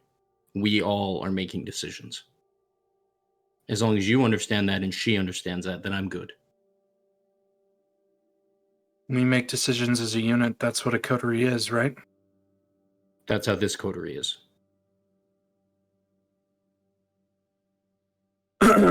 Not all coteries function that way. Well, I'll make we've that just plain. seen what happens to a coterie that doesn't function. I agree. So, if anyone has anything to say any different, I'd love to hear it. I think your point is sound. I think killing the Sabbat, or they call themselves Sabbat, but who knows if they really are. I think there's nothing to be gained from this individual. He obviously wasn't the leader of their group. If this was the leader, I would say there would probably be far more reason to let him survive. But because he was the random lackey, it seemed like, he might know some things, but I doubt that we won't be able to glean more from what they were going through and what's down there than we would glean specifically from him. Especially, as you said, because what's the person's name? Nolan. You know, Grayson is Nolan's coterie mate. He'll probably owe us one, and feel like he owes us even more since we're sparing his coterie mates. So I think that's a good decision. Okay. So it's decided. Okay. So you guys come back to the gathering. Mm-hmm. Turns around, she's finished making some sort of joke about his toenails or something. And she looks up and she's like, okay. All in a consensus? We'd like to question Grayson. Good answer. Good answer. Okay. Well, Dutch. Dutch is like, Bear, he looks up and he's like, bear back up. He's gonna be a mite hungry. And positions Grayson basically on the couch and then lays Orphan in front of him. And he slits his wrist with a talon. And he feeds him. You notice the sanguine substance that comes from Dutch is not as viscous as normal blood. It's much more thick and has an allure to it, like a fixation. And a single blood drop drains into Grayson's mouth, which has been propped open. And you notice that parts of his body begin to heal slightly, and the eyes perk open. You notice a lust that quickly fills the void between the two eye slits as a kindred in the depths of hunger frenzy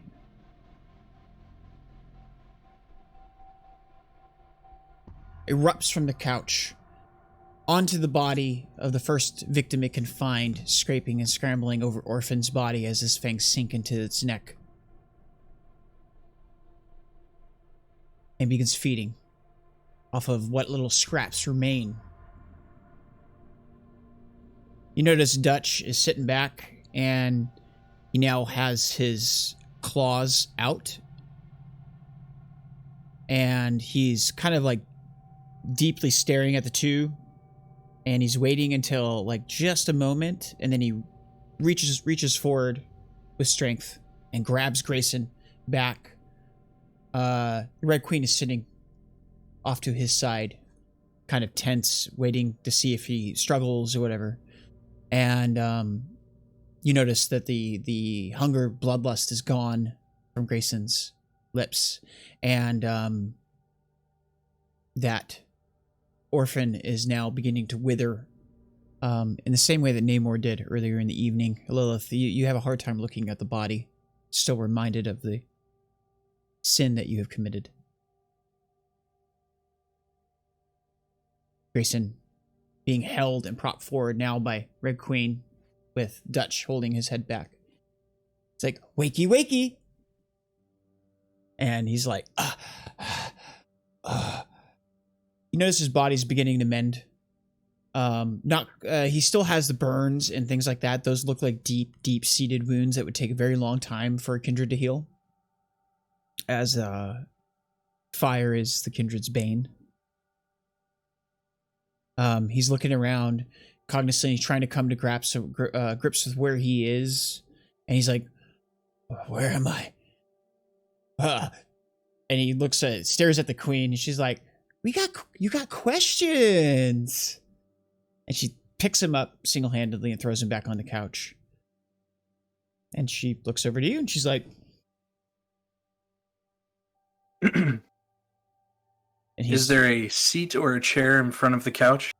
Oh yeah, she even like grabs one and just kind of flips it around, like kind of right in front of, so you could put yourself right in front of Grayson. Dutch is still staying back. And next to the couch, just kind of watching.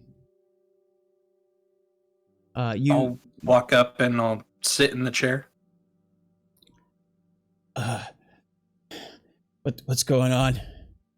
I'll start scooting up the chair and getting uncomfortably close. Who the fuck are you? What's going on, Queen? What? I'm gonna mutter under my breath. Ooh, so scary.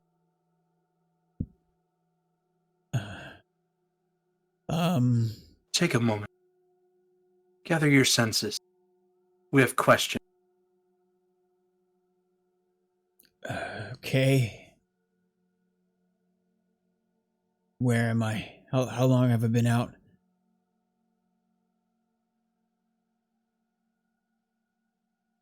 You've been out for some time. You're at the gathering.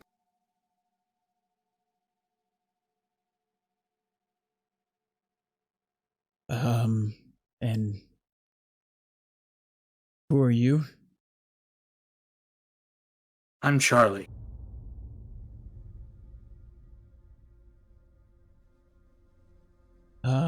Why?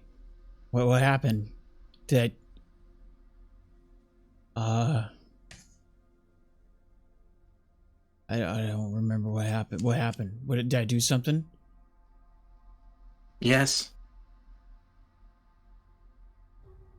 You attacked kindred on their own patch.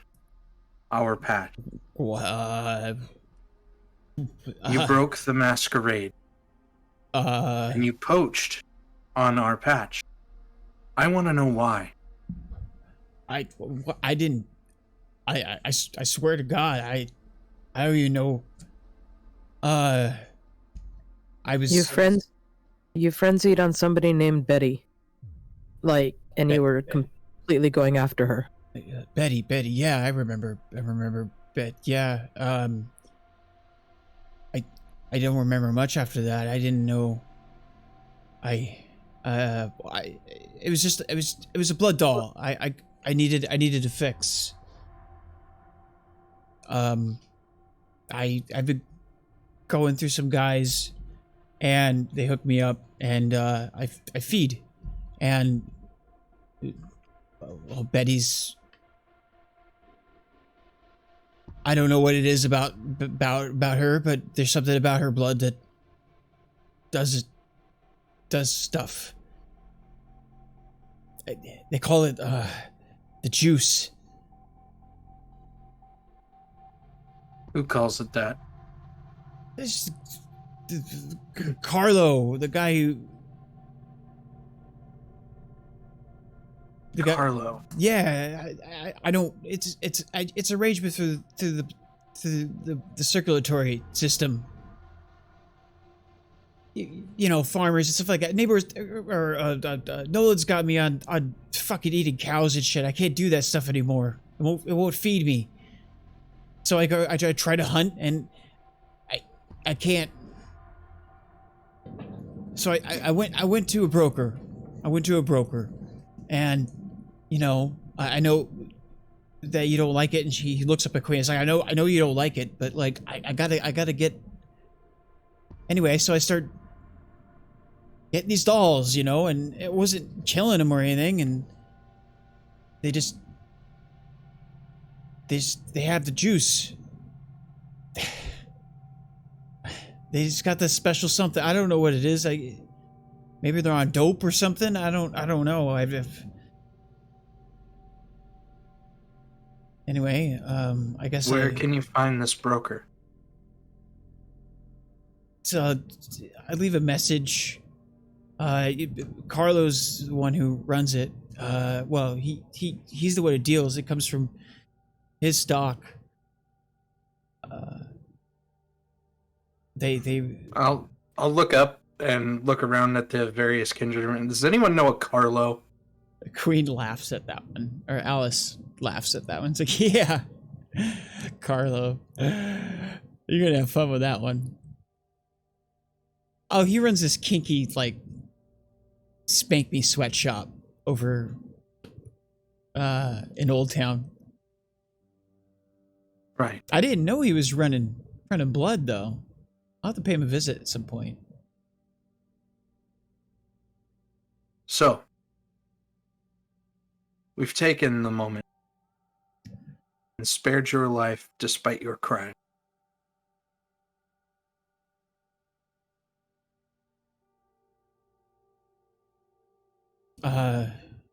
Thank you.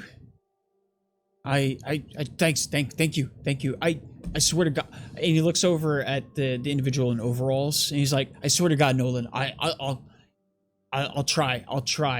I just can't feed on animals anymore, and bag blood doesn't do it anymore for me either. I'll try. I'll get I'll start going to fetish clubs or something. So what are you going to do to make it right for us? What do you want?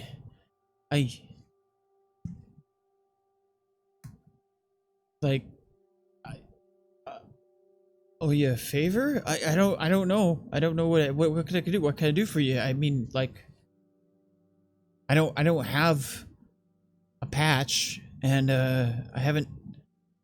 Well, I've been stuck on with the Nolan so long that we'd never dug a well for myself. And that's why I went to a broker. So I mean, I know some guys in the police force.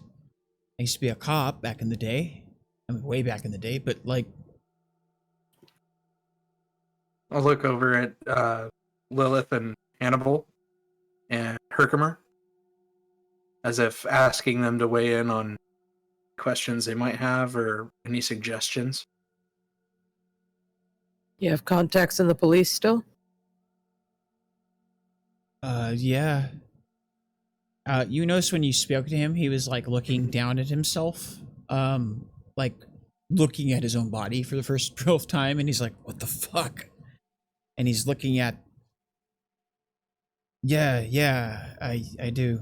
Yeah, you're made of quite sturdy stuff. We had a hard time handling. I remember that's the one thing I remember. Burning. I sunk my fangs in and I started burning. Really, like it was coming from the inside, like somebody lit a fire inside me. I guess that's why I frenzied. What the fuck, man? It was crazy. Who did you bite? Betty. When I fed off of her, I just started feeding off her, and I started feeling this fire, and started feeding. I needed to feed more, and it's almost like she was the only thing that could put it out. Look over at Alice. Do you know of anything that can do that? Fuck if I know.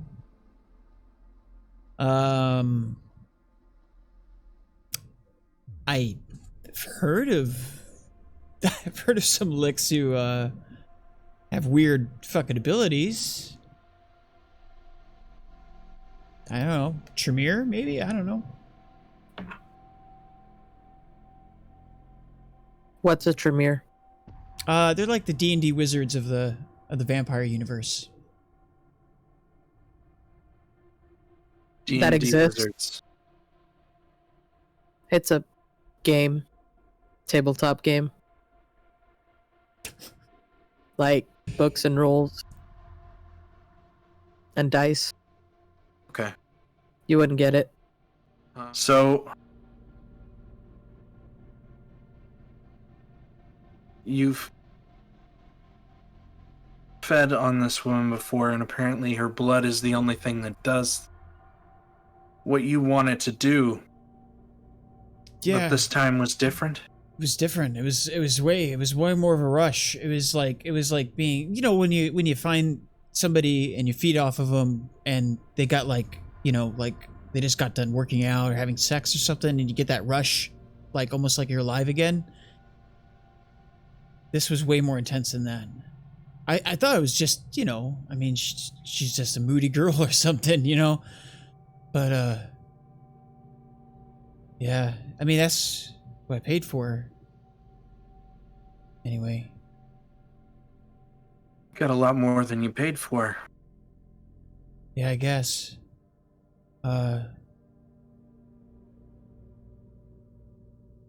Look, I'm in your debt, so I'll square whatever I need to. I don't want to. It looks around at the other kindred, particularly Alice. I don't want to get jacked up because of, Aside from this situation, you and your sire have never done anything wrong to myself, anyone else. But at least you're worth consideration.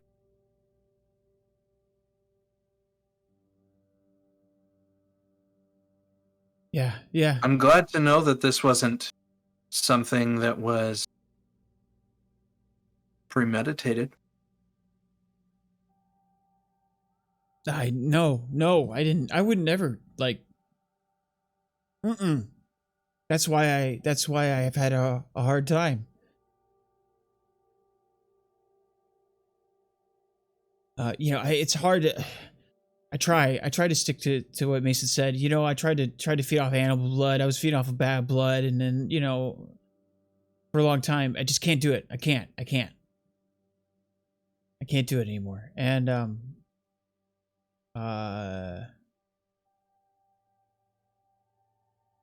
one of you, or maybe all of you, if you guys want, I can allow you an insight check. It's pretty hard to see because you are focused, so I'll say difficulty 4. Wits. Yeah, wits and insight would be fine.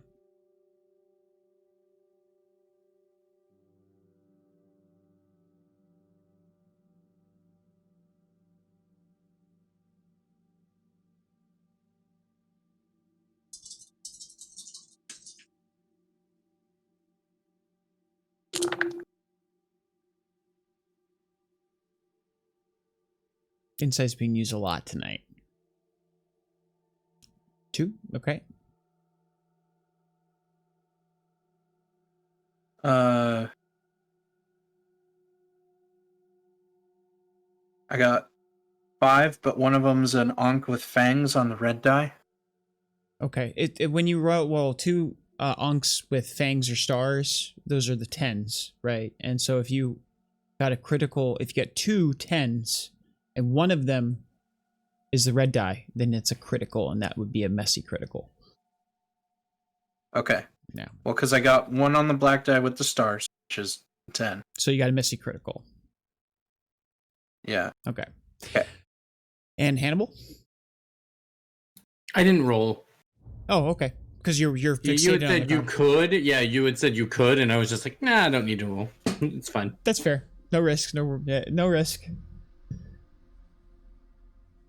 Okay, so first we're gonna deal with Charlie. Charlie, you're looking over and you notice movement over side, and you kind of glance, real quick, like, you notice Red Queen is just off in the peripheral of your vision, and you see for a brief moment, Alice, she has an emotional reaction, not an angry reaction. It seems definitely more, like forlorn, sad, maybe, at Grayson saying those things. Because you rolled a messy critical, though, your beast snaps at the weakness of human emotion in front of you, and you go up 1 hunger level. You feel your Okay. beast, you just get a little bit more angry. Lilith, you did fail, but I will allow you to have a failure at a cost, or win at a cost. You can succeed, and you can see the same thing, but Alice will see that you have seen. For a brief moment, your eyes will meet. Okay. I'll look away from her as soon as her eyes meet mine. Yeah, and you notice look as soon as you glance out, her face just turns back stone cold and almost like gives you that penitent stare, like you didn't see, trying to, ward away your gaze with her anger. I will do that, and I will light a cigarette. But Grayson's like, tell me what you need from me, man. Like anything. I don't think Nolan's gonna take me in anymore. I'll work for you guys. You know, if you guys, you know, need it. I don't recognize you. You guys are a new coterie, right? Yeah, I'll work for you. Yeah, it's fine. Yeah. I don't see a problem with this. Sure. Yeah. Hannibal?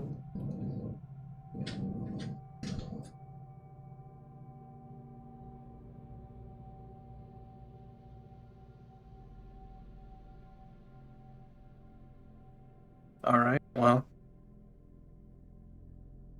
we have no problems with you working for us to settle your debt. Okay.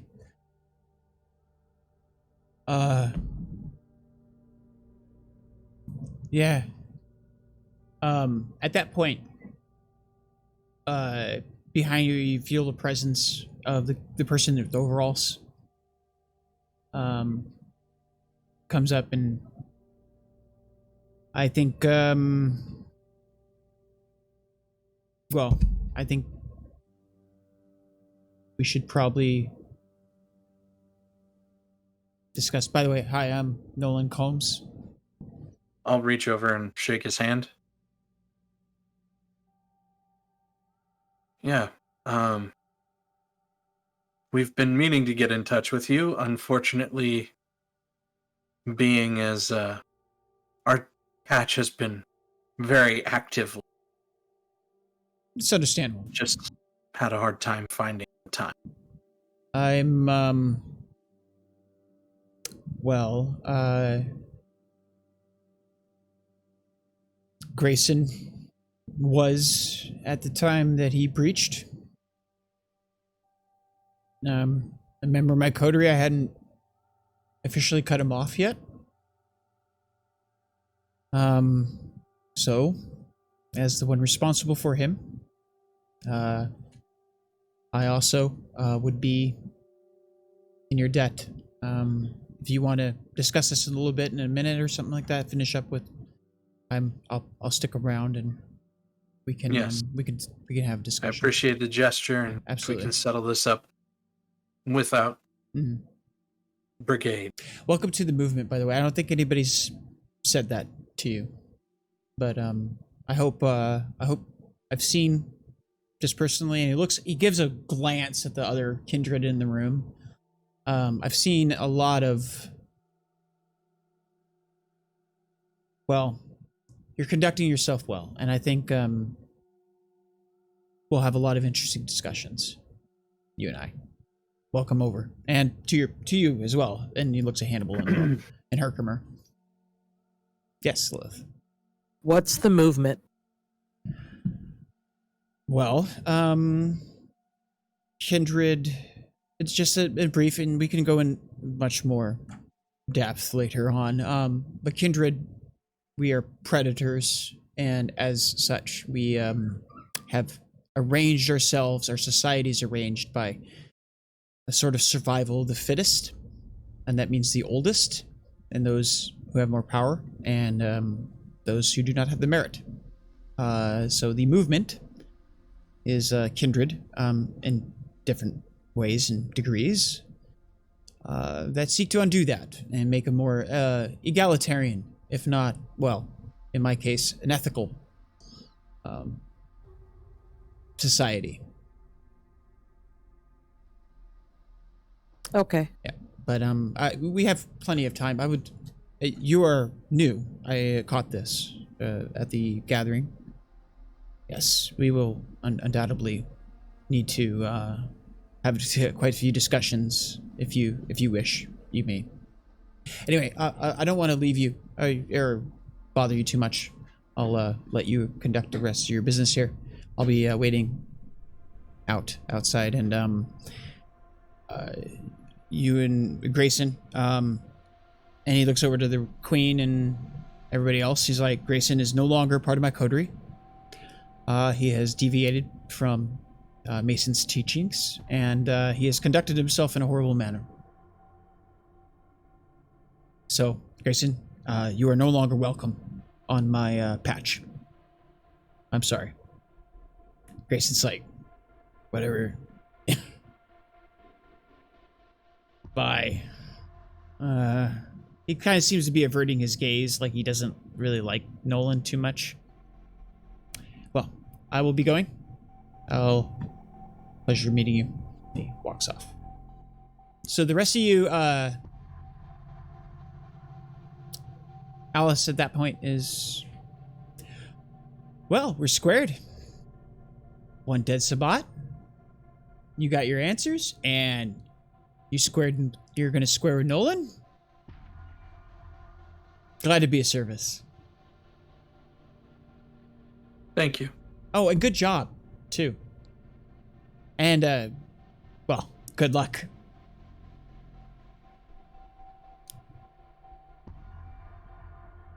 Well, Appreciate it. I'd love to stay around, hang around. Apparently, I might have to visit Cole. Or, not Cole, Carlo. C names. Bye.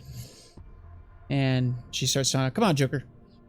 She gets on her bikes and drives the bike and drives it down little steps, like stair ramp thing, away. Dutch, at that point, he's just kind of leaning up against a post, as it were. He's like, want me to mind him for you while you I thought we were going to kill Sabbat. That's what we're talking about, right? Sabbat is dead. When he drank him to the point where he had just killed him and his body had ashed and decomposed. Okay. So she had Grayson basically kill Sabbat. So what is it that he's asking you? You want me to mind him, Grayson, for you while you chit-chat amongst yourselves or whatever? Yeah, sure. Sure, yeah. No problem. How you doing, Grayson? And he sits down. So you're really fucked up now.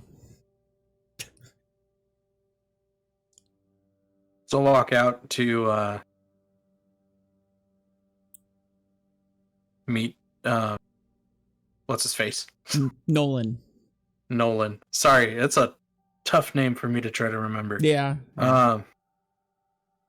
You notice Deacon comes trailing up beside you. He's like, hey,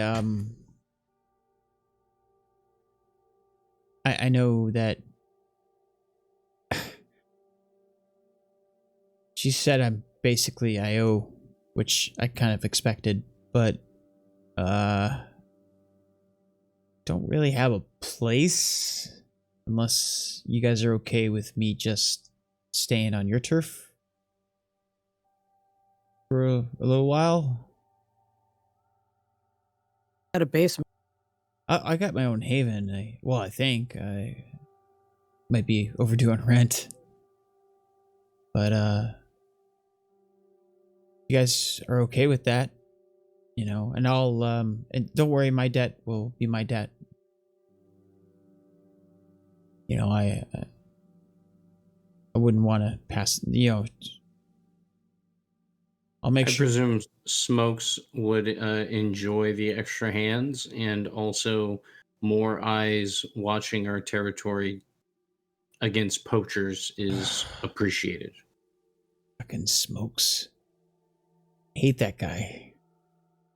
Okay. No.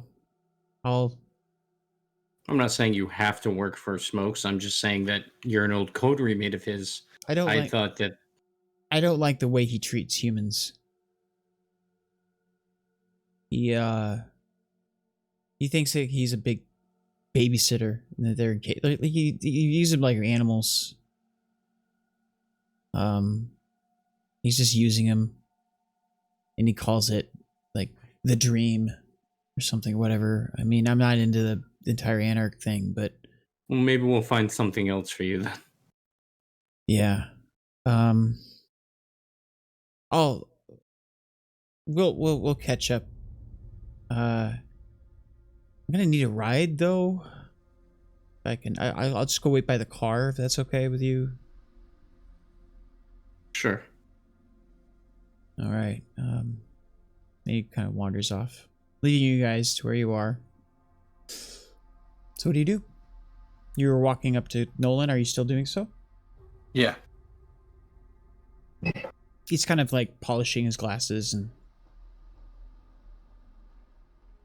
death doesn't seem to cure eyesight. So, I don't think we've... I mean, I introduced myself, obviously, and I know about you. Did you, or do you want to just get straight down to business? Is there something, I can... Pleasantries are always good. Well, you have recently come over from the Ivory Tower. There's good news for you. There are many individuals who've come over from the Camarilla in years past. But I wasn't given the choice but to come up. well, yes, unfortunately, that is the nature of a rigid system based upon fear. Not that we have much better right now. So, welcome. I would like to make any... You seem like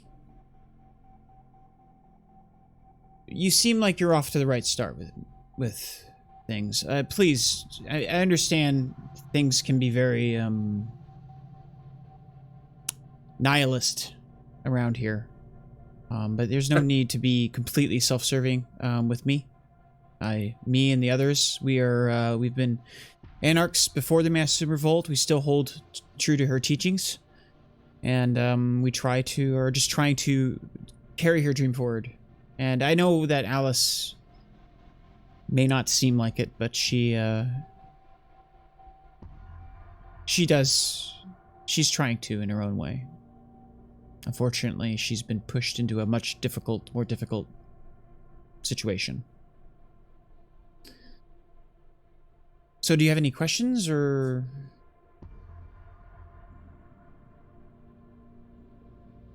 Why that guy? Grayson? Yeah. Grayson's like many of the others who got caught up in, you see, it looks over to Lilith for her benefit, more or less, but anarchs are... we believe in one thing, and that is the freedom to make your decisions for yourself, the manifest of your own destiny. You are in charge, and it's through your merit that you will have rights to things. Grayson was like many, kind of more or less a part of the movement because, well, he wasn't a part of the Camarilla. That is a distinction that many among the Anarch movement have always held worldwide. But when Mason revolted, rightfully, against the tyrant and the tyranny of the Camarilla, Grayson joined up. But it takes a very strong person to uphold to one's ideals in the strength of adversity. And with Grayson, he is older. He is growing older. And unfortunately, he was unable to sustain himself off of animal or bad blood, as many of the older ones need humans. Okay. So, are you actually his sire? No, I'm responsible for him as the leader, essentially. Of well, there's many amongst the they call us the old school anarchs. It just seems like your personalities are very different, so... Yes. There's one thing you will learn to grow accustomed to, or you should grow accustomed to, is the fact that anarchs are as different as there are times in the day. which is kind of an interesting turn of phrase now that I think about it. But we are a very diverse group. Mostly these days, the movement here in the city are mostly, unfortunately, occupied by many who are out for themselves. And because of the fact that we have gained off of the revolt a sort of armistice, as it were, with the Camarilla, we have it has allowed many to plant firmer roots and be allowed the autonomy to pursue their own selfish desires, because there will be essentially the rest of us will protect them by our numbers, just our sheer existence. But that unfortunately has not progressed any further gains. In fact, I would argue that we are starting to lose much of what we gained in the complacency of individuals to just benefit off the fruits, the low-hanging fruit.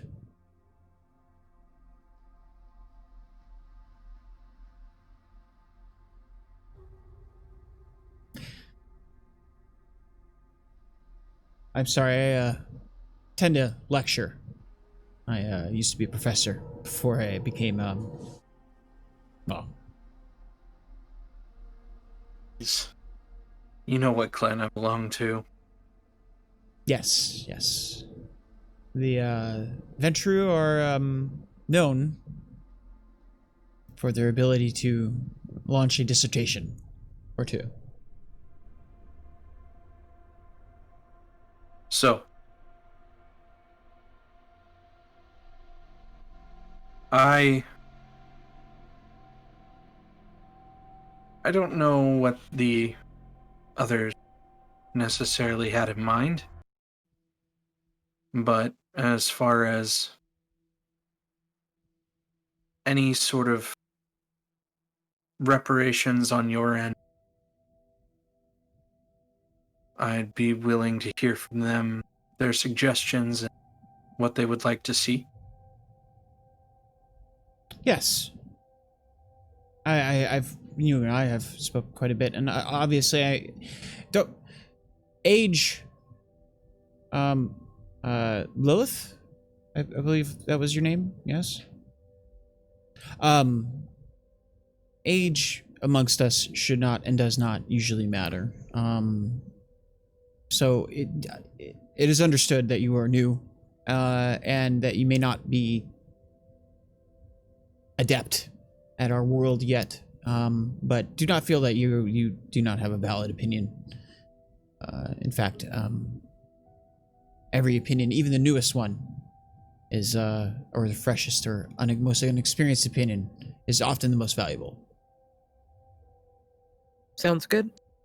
But I'm keen to hear from both of you what you feel. I am in your debt, and it is important that I do provide compensation. We are in a delicate balance here, where many individuals who are selfish have not aligned with each other to reassert a new structure of power. And the only reason why they have not done that is because other individuals have been prevented at outlying, which is the motivation behind Miss Alice and her, her display of viciousness.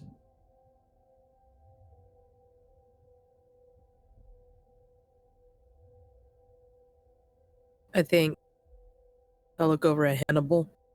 What is our tithe to the Red Queen?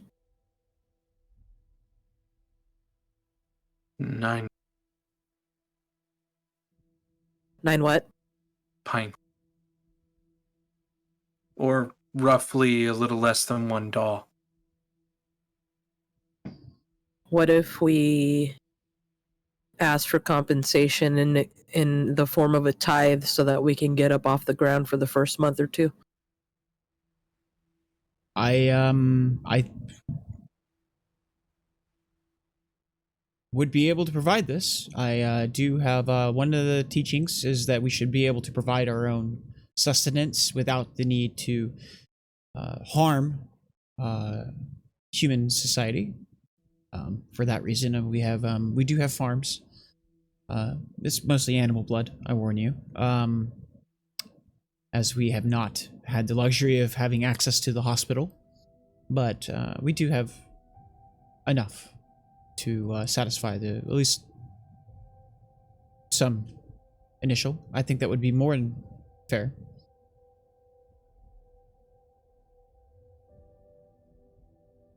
Seems good to me. Excellent. So we will call it 6 months. Would that be appropriate? Sure. Okay. We will have to. That's for your debt, right? Yes. Perfect. I will provide you with 6 months of your tithe. The others will not like me, but it has to be done. The others are part of my coterie. We do not operate in a hierarchical system. We are all have a fair share. I am merely a representative, but the distinction is not lost. Or even though the distinction is not lost upon Alice, she cannot hold me by our distinctions. So why don't you go back to your people, have the conversation? You guys hit us with an offer then. I think they would find this more appropriate. If there is an issue, I will of course return to you. And then by that merit, though, I will say that if they don't like the idea of the tithe, I will say that if all of you are equal, then your coterie owes us, not just you. That is understood. Okay. I'm good with it. Yeah, I've already been granted prior authority on this matter to negotiate. Sure.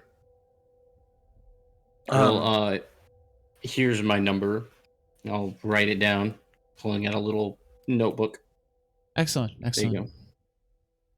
Charlie It's a pulls burner out phone. I change them around pretty often, so I'll let you know when I swap it. Absolutely, absolutely. And he Charlie takes also it. pulls out a card and gives it to him. Yes, I believe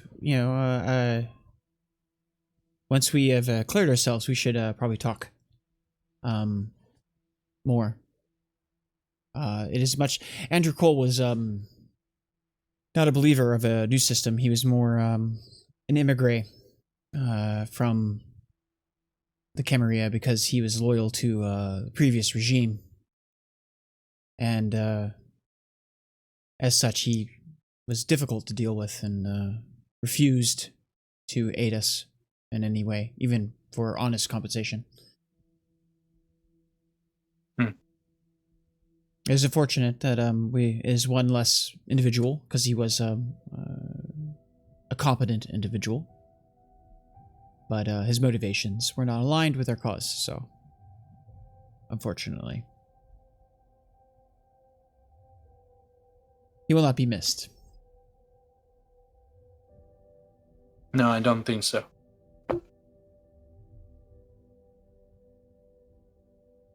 Anyways, thank you for your time, and thank you for the generous offer and recompense to this situation. Mm-hmm. I will say, before I go, just because it is in your interest, I want to be an honest broker. Mr. Grayson was seeking out the circulatory system because the vitae that we supplied him was not the prerequisite that he would require, or the type that he would require. But many individuals within the city who broker from the circulatory system, well, they do so at the tolerance of the Queen, as they call her. Alice does not appreciate their presence here, and they have far too much leverage, especially with the state of things these nights with hunting. Yes, out of character. No, it's in character. Okay. Is Grayson a Ventru? Grayson's a Gangrel. Oh, Yes. He never bothered to learn the prerequisites because, like I said, it takes an extraordinary amount of willpower to maintain one's ethics when it comes to idealism. He did not want. He wanted a quick fix. Maybe he'll be happier with you. I do not find Grayson too intolerable. And If you had to guess, what is his specific flavor? I don't know that he has a specific. That is what is confusing to me. He was seeking out blood dolls to feed off of, but if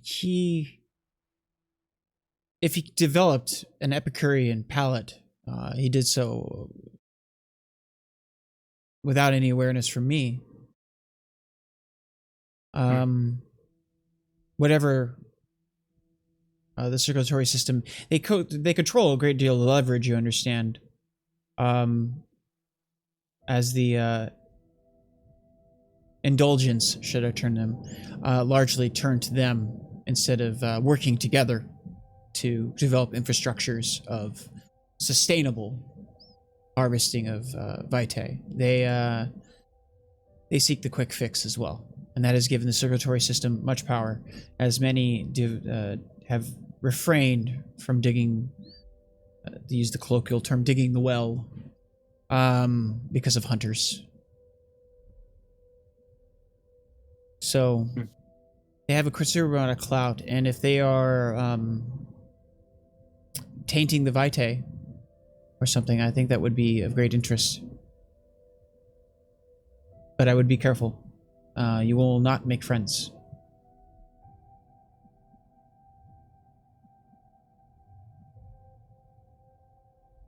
Well, it's really hit or miss whether or not I make friends these nights anyways.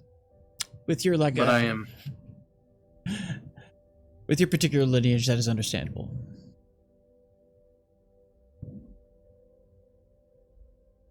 I'm glad that I understand now why Alice has a particular aversion towards me. At least to some. Yes.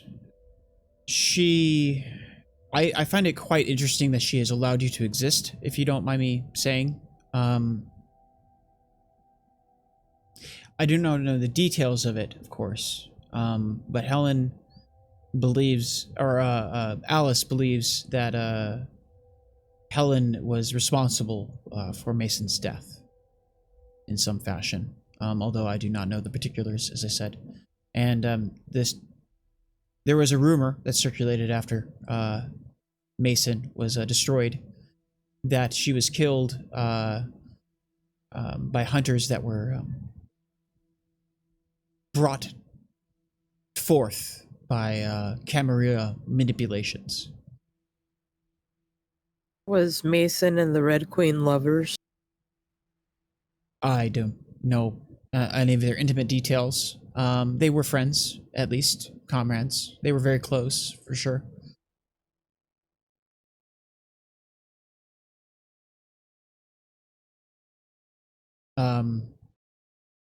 The Red Queen has, as she has become known to us, is a product of a political circumstance of dealing with individuals who want to serve themselves, want to start a war, those individuals who still hold true to some causes, and, well, the Thin Bloods, as they call them, which are an anomaly.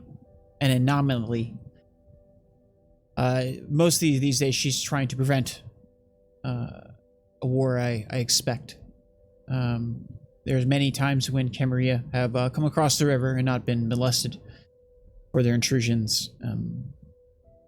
Undoubtedly, she has recognized the fragility of our situation here, and to provoke the Camarilla would uncertainly, well, those individuals who are out for themselves would be out for themselves, and we would find ourselves losing everything that we have gained.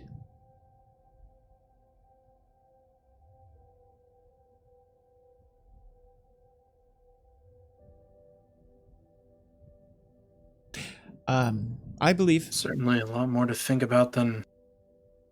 Yes, it is quite a much. The Machiavellian nature of kindred politics notwithstanding, it is quite a dizzying array of agendas that one must navigate. We are, unfortunately, very divided, and there's no ascertainable way out of our situation other than, solidarity, I would say, and maybe even a little bit of faith.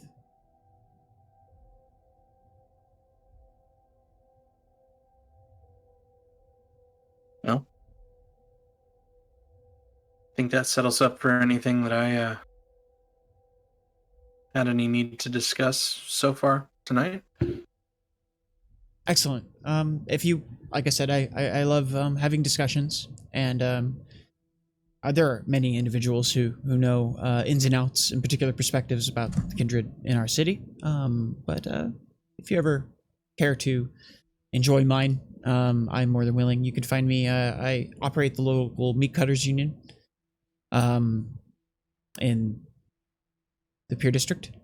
I don't carry cards with me, unfortunately. We don't get very many customers coming down. Usually that's all handled during the day. But thank you for striking a fair bargain, I think. And I don't anticipate there will be some gripes. But as I said, I've been granted authority to negotiate on these terms. So I think these terms are more than fair for the breach of the Masquerade that you were forced to endure and cover up, mind you. With that, he nods and turns and walks out. You notice once he's outside, you hear a car roll up, and you're left in the warehouse alone, standing in front of your car. Deacon's kind of in the back, kind of like awkwardly, like, just waiting patiently. I turn and I look at Hannibal and Lillith. I hope during the course of that conversation I step on toes. No more so than you normally do. And Hannibal will walk over to the car and get in.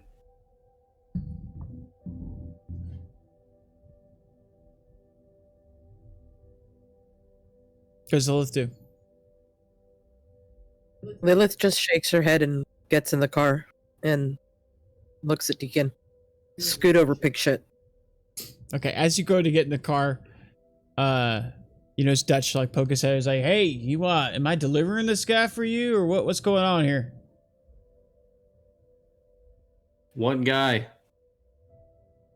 Grayson. And he pulls over Grayson. He's like, Grayson's being held by his...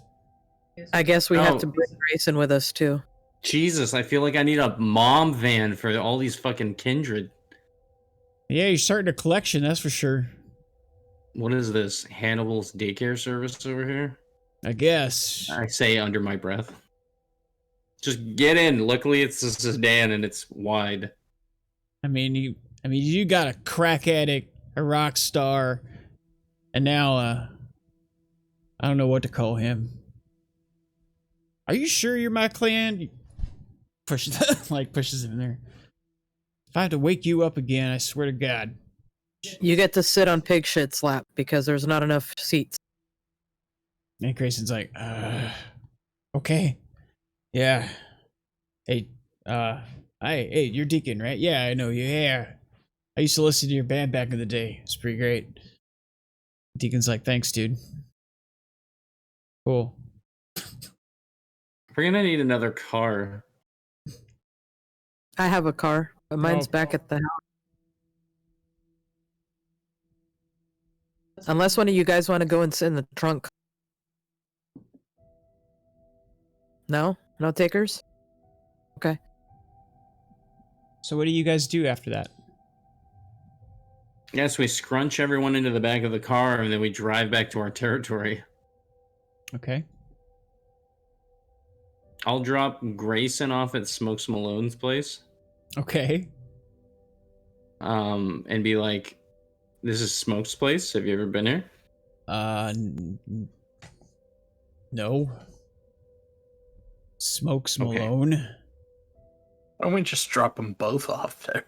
Deacon doesn't want to hang out here, so that's fine. Deacon's like, please, God, Fuck with no. Deacon. Like, no, please. Like, just. I'll introduce you. Come on.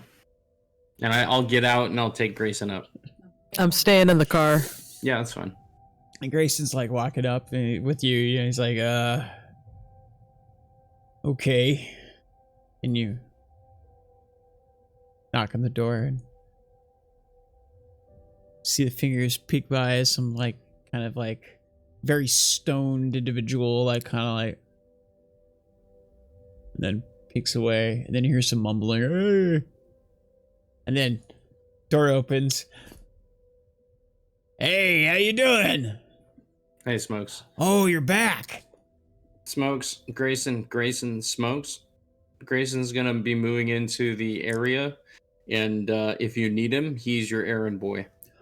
Oh, well, thank you. I needed an errand boy. How you doing, Grayson? Let me show you the place. I got everything. And he takes him in there. He's like, you got crack over here? You got... I will give Grayson my phone number He's like, before I leave.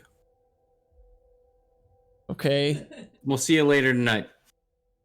bye. Yeah, sure. It's great. Heroin, meth. And you hear like Tori's like, this is the best feeding place in the entire city, let me tell you. And Don't forget to show him the patio set. Hannibal will say as he shuts the door and leaves. you come walking back to the car Yeah. and get in, right? Mm-hmm. Deacon's like, that dude is so full of himself. Mm-hmm. Can't stand it. Have you seen his fucking... have you seen his bathroom? Not that I use it, but like, fuck, man. I have a question. What flavor of vampire are you?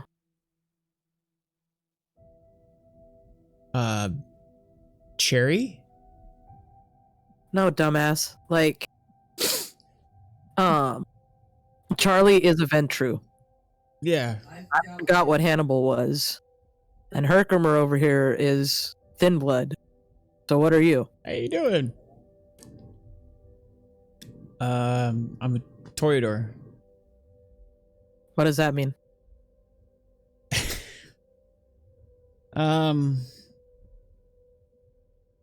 Toreador, well, we're typically artists.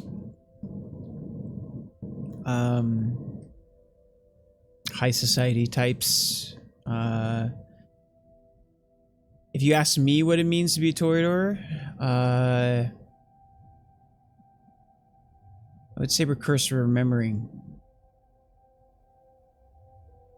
See, I don't know what it's like to be another type of kindred, like a clan, but we're always chasing that memory of what it means to be alive. So it's the reason why I couldn't. I don't do well if I'm kind of uncomfortable in my surroundings. Makes sense, you know, like aesthetically. There are a lot of snobby Toreador. Don't worry about it. We get a bad rap, and probably rightfully, but yeah, that's Toreador. A clan of, we have a rose. Clan of the Rose, yet, you know. See. Yeah, I think we went through a rebranding in the 80s or something.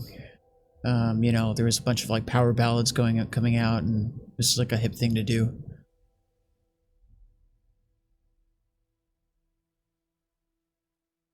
Okay. Yeah, that's my flavor.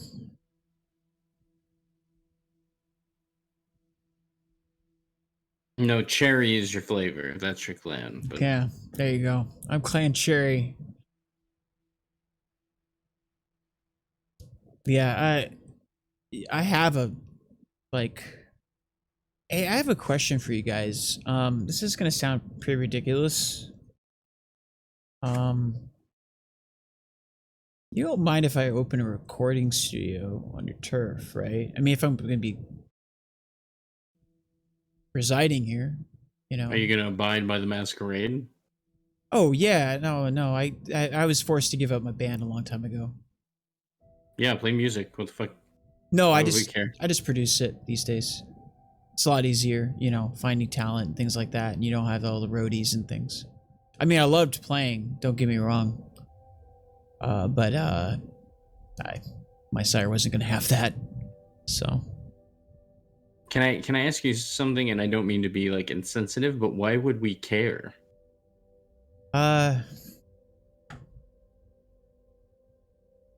It's Like not in the sense of like we don't care about you, but I mean like why would we care if you played music or had a business? I'm not really used to being able to do my own thing.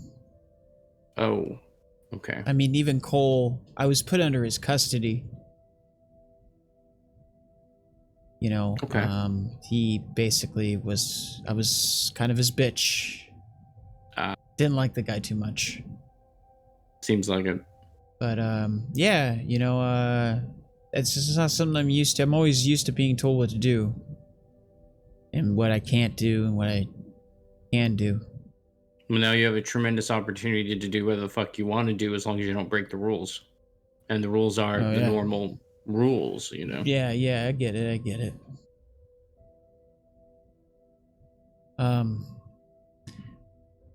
You guys You got must... a place?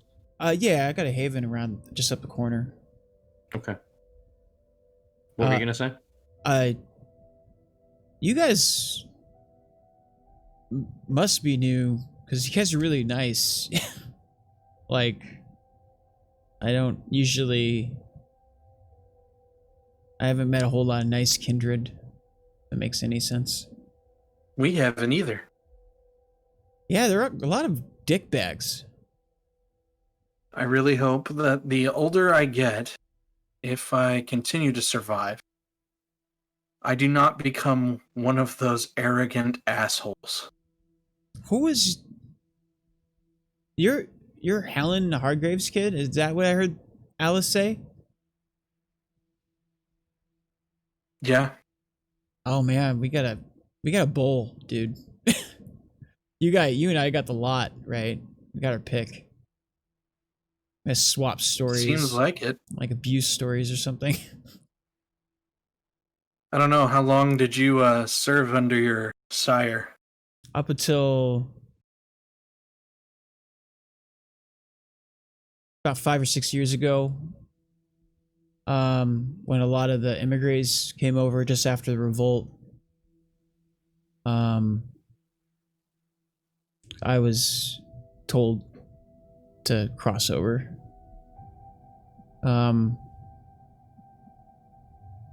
Yeah. And you know, I don't know. I mean, like, you're gonna hear a lot of people talk shit about her, or maybe even like not talk shit, or be like, "Ooh, you should be scared." But it's kind of like one of those things. Like, you don't. At least me, I don't. I learned a long time ago not to fuck with her. So, good news is though, like, she may actually, like, you may have actually earned a friend. Well, if you can call her a friend, she's kind of tricksy. You know, tricks ain't for kids. But Eleanor was referred to her with respect. I get that. I met Helen once, actually. Like, she seemed like a pretty cool person. I don't know why she gets a bad rap for what she does. She's pretty serious, but you know, I didn't get a bad vibe from her.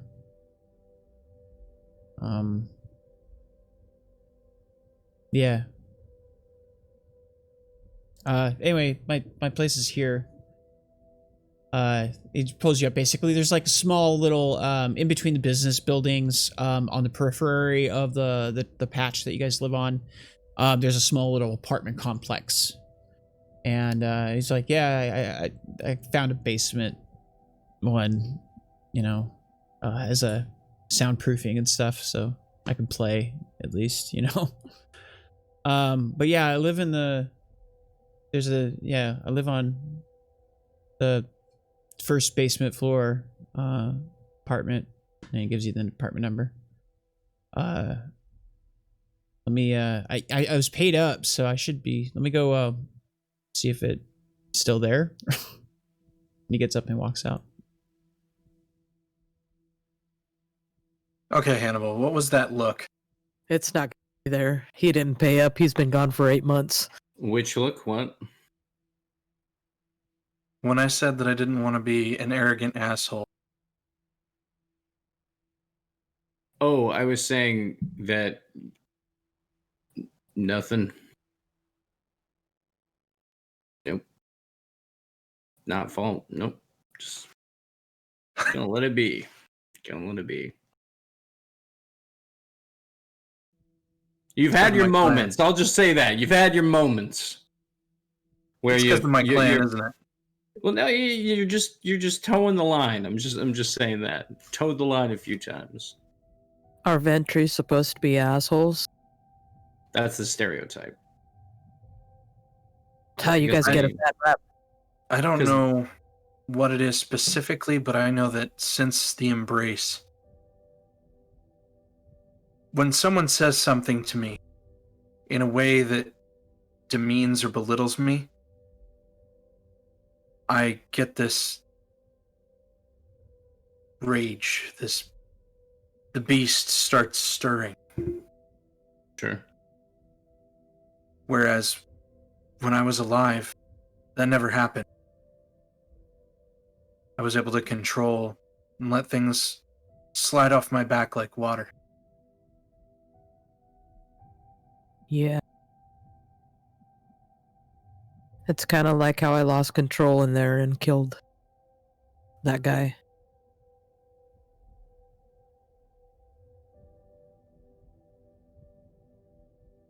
Yeah.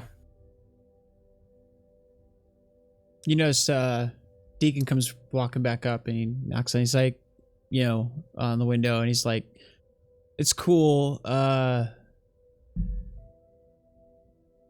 Apparently she paid for. She's been paying my rent. Who? Sylvia, my sire. Oh, nice. Yeah. So you're good then?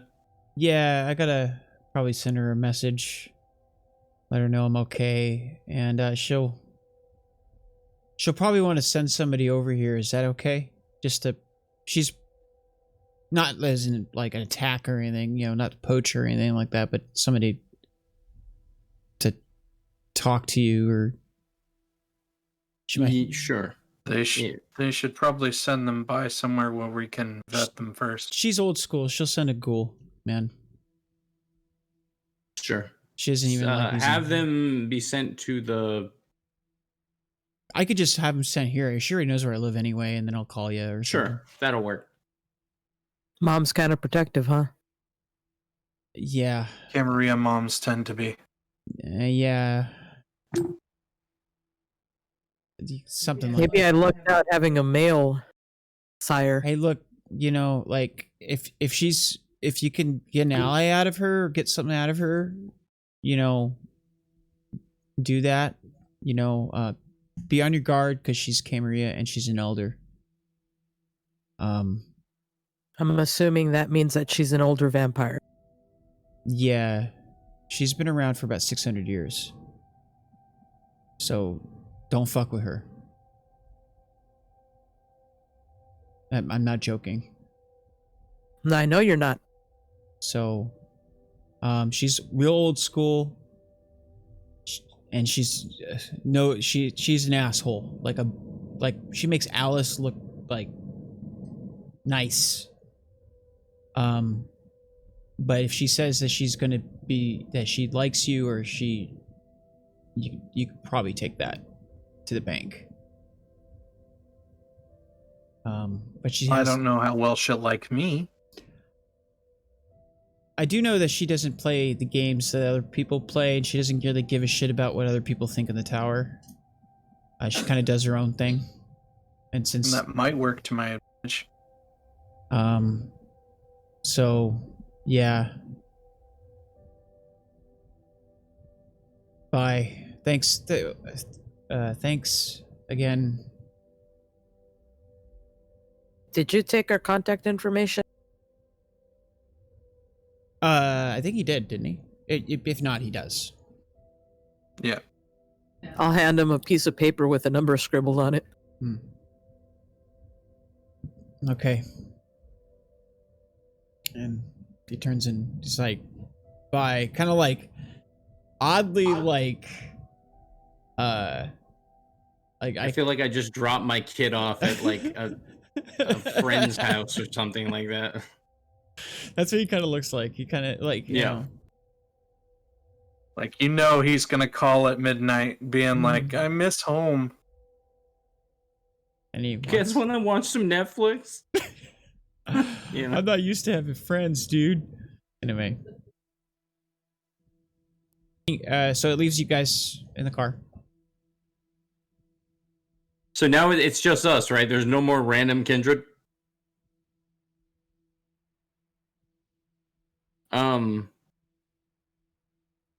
I need a clarification. Was I there the time that Herkermer mentioned that group? The circular or was that system? just Lillith? No, Herkermer's mentioned it twice to my knowledge, that he works for the circulatory system. Okay. I couldn't remember if I was there or not, so I didn't want to bring that up if I wasn't there.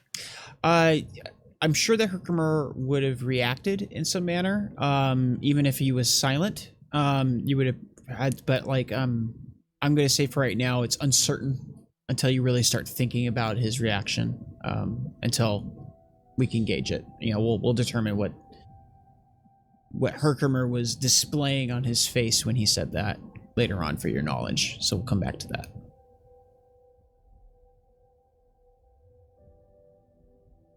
But for right now, Herkermer's basically sitting in the back, just kind of like lost in thought, it looks like. And he's like,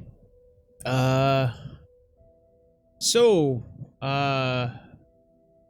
do y'all mind taking me by my alley, my Water Street? Yeah, sure.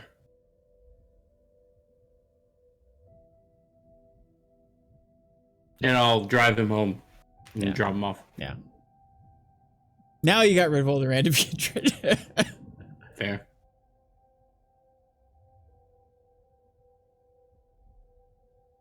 So after we drop Herkermer off, I'm going to bring up to the rest that are here. Didn't Herkermer mention that he works for those people? I think so. Yeah, I think so. So if they're wrapped up in some weird shit, that means Herkermer might be wrapped up in some weird shit. Or at least loosely affiliated. I think loosely affiliated. He says he runs blood for them. I remember him saying that. Probably makes deliveries, yeah. Isn't that the reason he's always trying to run off and stuff? I don't know. Never asked.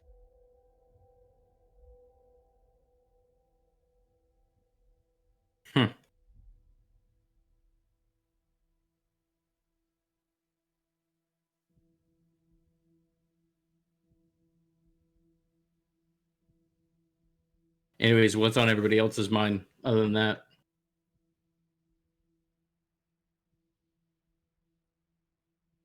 I still think the Sabbat knew a little bit more than we thought About what? about whatever's in that basement or whatever they're looking for. They're looking for something that doesn't exist. Cole died for it. Yes, because Sabbat are fanatics. There is no ritual that brings a vampire back from final death. I'm not saying that. I'm saying that they were looking for something else, but they didn't know what they were looking for. There's something important down there. Well, it looked like there was quite a bit of stuff that was important down there. I don't know because I don't know what I would be looking for. There was just a bunch of books. It's the former haven of the previous prince, right? That means nothing to me. Okay, so sadly Herkermer is in here because he keeps asking who is Prince, and like thinking as though he's some sort of rock star like he was. But the Prince is a term. It's the tower's ruler, from what I understand. And princes, from what I understand, are like the Red Queen times 10. You serve them as vassals, basically, as individuals, as small, perhaps coteries, but I doubt it. I don't know. Okay. So think of a prince as the Red Queen, just with a hierarchy above it protecting it, right? So if you do something against them, presumably there's people above them who would protect them, more powerful kindred, right? A vast network. It's like the reason it's hard, you can't attack a government, right? Because there's so many people and it's so big and there's so many things, there's so many. Yeah. I think, from what I understand, that's the Camarilla, basically, of vampires.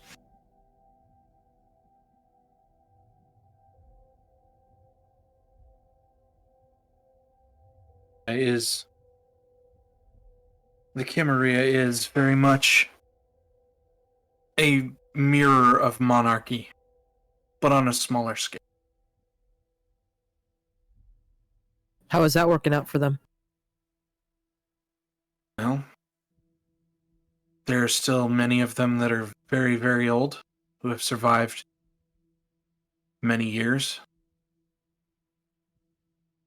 Their system still exists. Comparatively, from what I understand, the Anarchs are relatively new. I don't know exactly when the Anarch movement was founded. And I know a little bit less even still about the Sabbat. I just know that they're not talked well. They're not even spoken about, really.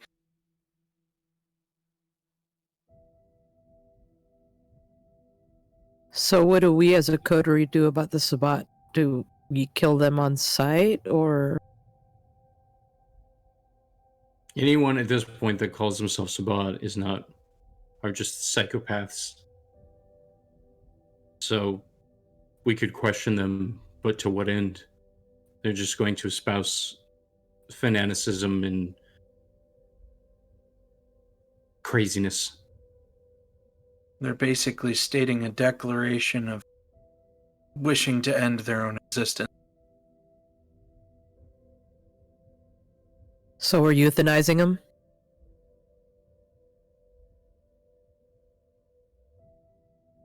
In a sense, yes.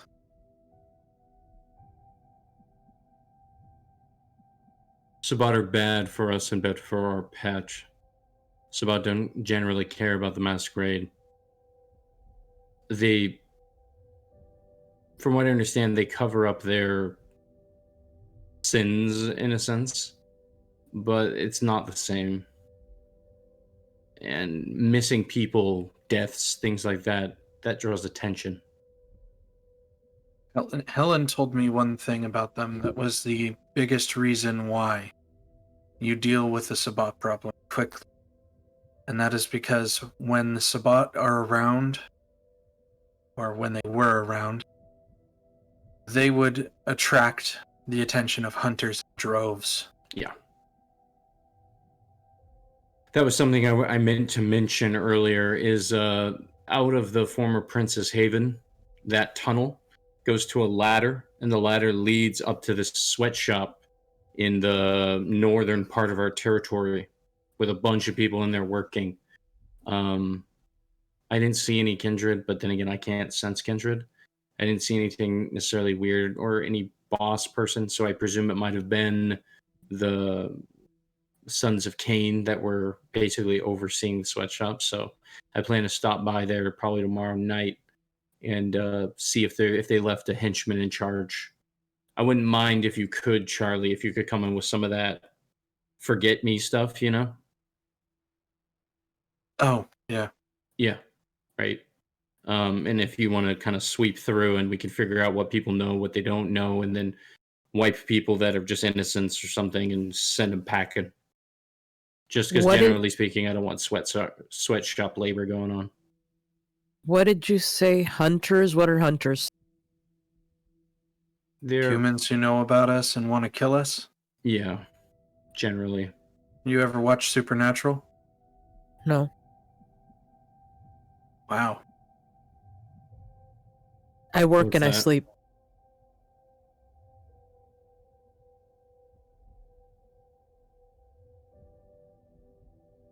Well, it's a show with characters who are essentially hunters who are made out to be the heroes. There's a show about hunters. As I'm finding out now, it's more of a fantasy. Oh, okay. So it's not like realistic or anything like that. Well, they hunt demons in the show.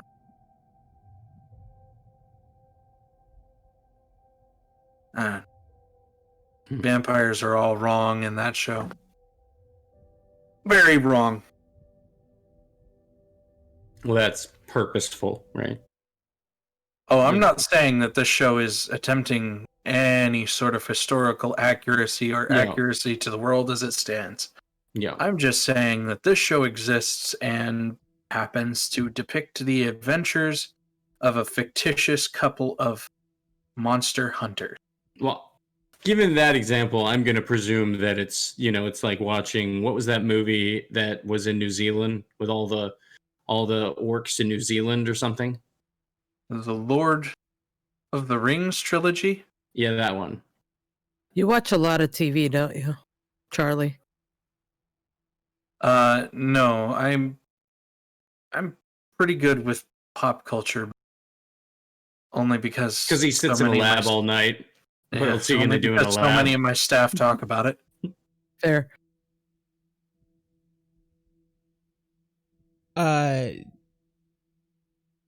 What's your destination? Just before because you said you're dropping Deacon off. You've been talking, presumably talking and driving after you dropped off Herkermer. Yeah, we dropped Herkermer off. We dropped Deacon off at his place. Eventually, Hannibal. Wait, I have a quick clarifying question. Sure. Where is the mechanics shop that Nikita got for me for Hannibal? Where is that in the east side? That would be it is located east of your patch in the Port District.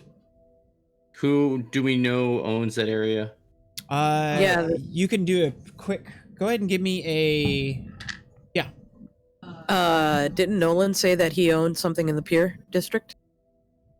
Yeah, the Pier District stretches. I wish I had the overlay prepared so I could switch over to a map, but the Port District runs along the riverbank for the entire length. So it's not within our territory. That's all the explanation I really need at this point. No, I was answering. We don't have to worry about the map. Yeah. I was answering Lilith's question. Oh, sure. Yeah. So yeah, the Pier District is it's a long and narrow strip of district, as it were, where the port and the old manufacturing and industrial parts of the city were until a financial collapse, probably 12 years and then 30 years ago. So it's been a slow. Think of the old industrial centers from Detroit, right? There's a lot of strings of factories and things like that that are just abandoned and so forth.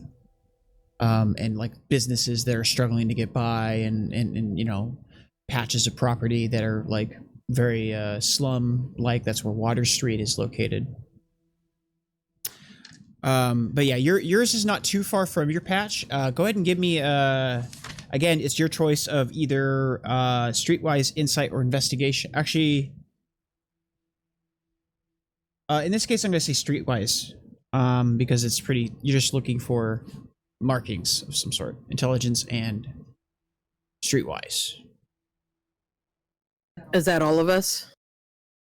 Anybody who would be looking for kindred graffiti. Okay.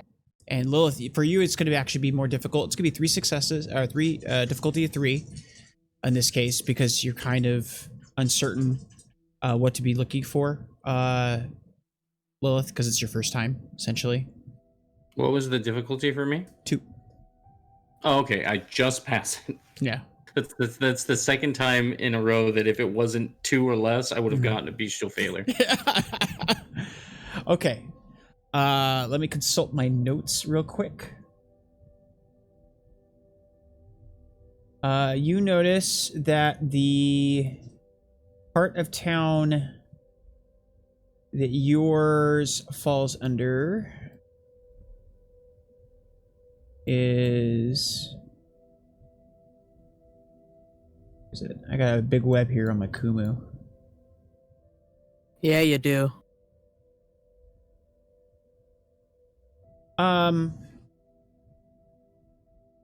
It's just outside. It's kind of like in this, so it's along a little strip just outside of a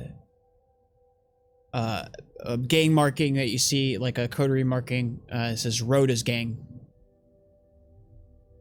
Well, it's like Rhoda's coterie, and that's RHODA. Who the hell names their kid Rhoda? But it's not located within anybody's actual territory, because it's kind of like, So it's in neutral space. It's probably, I would say, about 10 blocks from your patch itself, because your patch is more interior, into the interior section of the Pier District or Port District, and it's about 2 blocks from Rhoda's turf. Oh, okay. So I don't need to worry that it's in somebody else's territory, basically. No. With 4 successes, because you guys start having this conversation about territories and things like that, you how many did you get? Did you roll it all, Charlie, by the way, before we move on? No, I was engaged in the conversation the entire time. Lilith, you rolled 4 successes, and you notice the marking. It says Rhoda, and then there's like lots of little letters and things like that that are kind of sprayed in sort of like gang scrawling. You know, you think of normal graffiti, street graffiti. And with Hannibal's help, you're able to like piece together. It's like, oh, there's actually a message hidden in plain sight along the side of a building that is demarking. And then you start noticing that symbol that is being used is, you know, it's like on a fence post or on a top of a building and those kind of things. And you're thinking back to, you know, your neighborhood. And even though you're not there yet, so you don't know what kind, you do remember seeing those sorts of things. So it occurs to you that perhaps your territory is located, or your house is located within somebody's territory.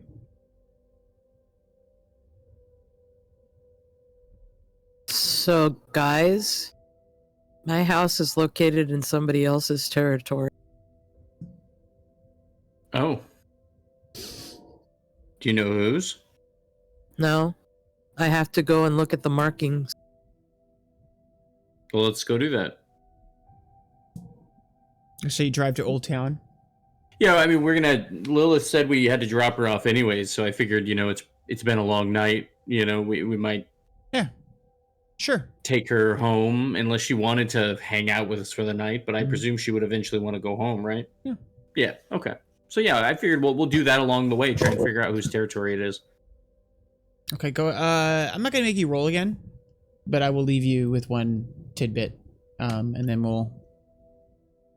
So as you're going home, you drive by, and you notice that there are markings, and now you live in a kind of older residential sort of neighborhood in Old Town, which is much more centric inside the inlet.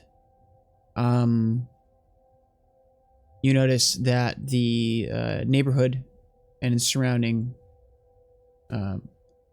occupancy is held by one Victor Ash. I won't make you roll for the things, but you see a very subtle VA, and then there's like a little like a those little band things you stick on telephone poles, like you walk up to a wall and there's a bunch of band and newsletters and it just like heaps of things. You see a symbol that's being used around, and then on the local corner store there's this wall with a bunch of those papers, and there's one that is like, this is Victor Ash's house. It would be completely, it has some crazy drawing, but within that drawing is the symbol, the graffiti marking, indicating that that's the message.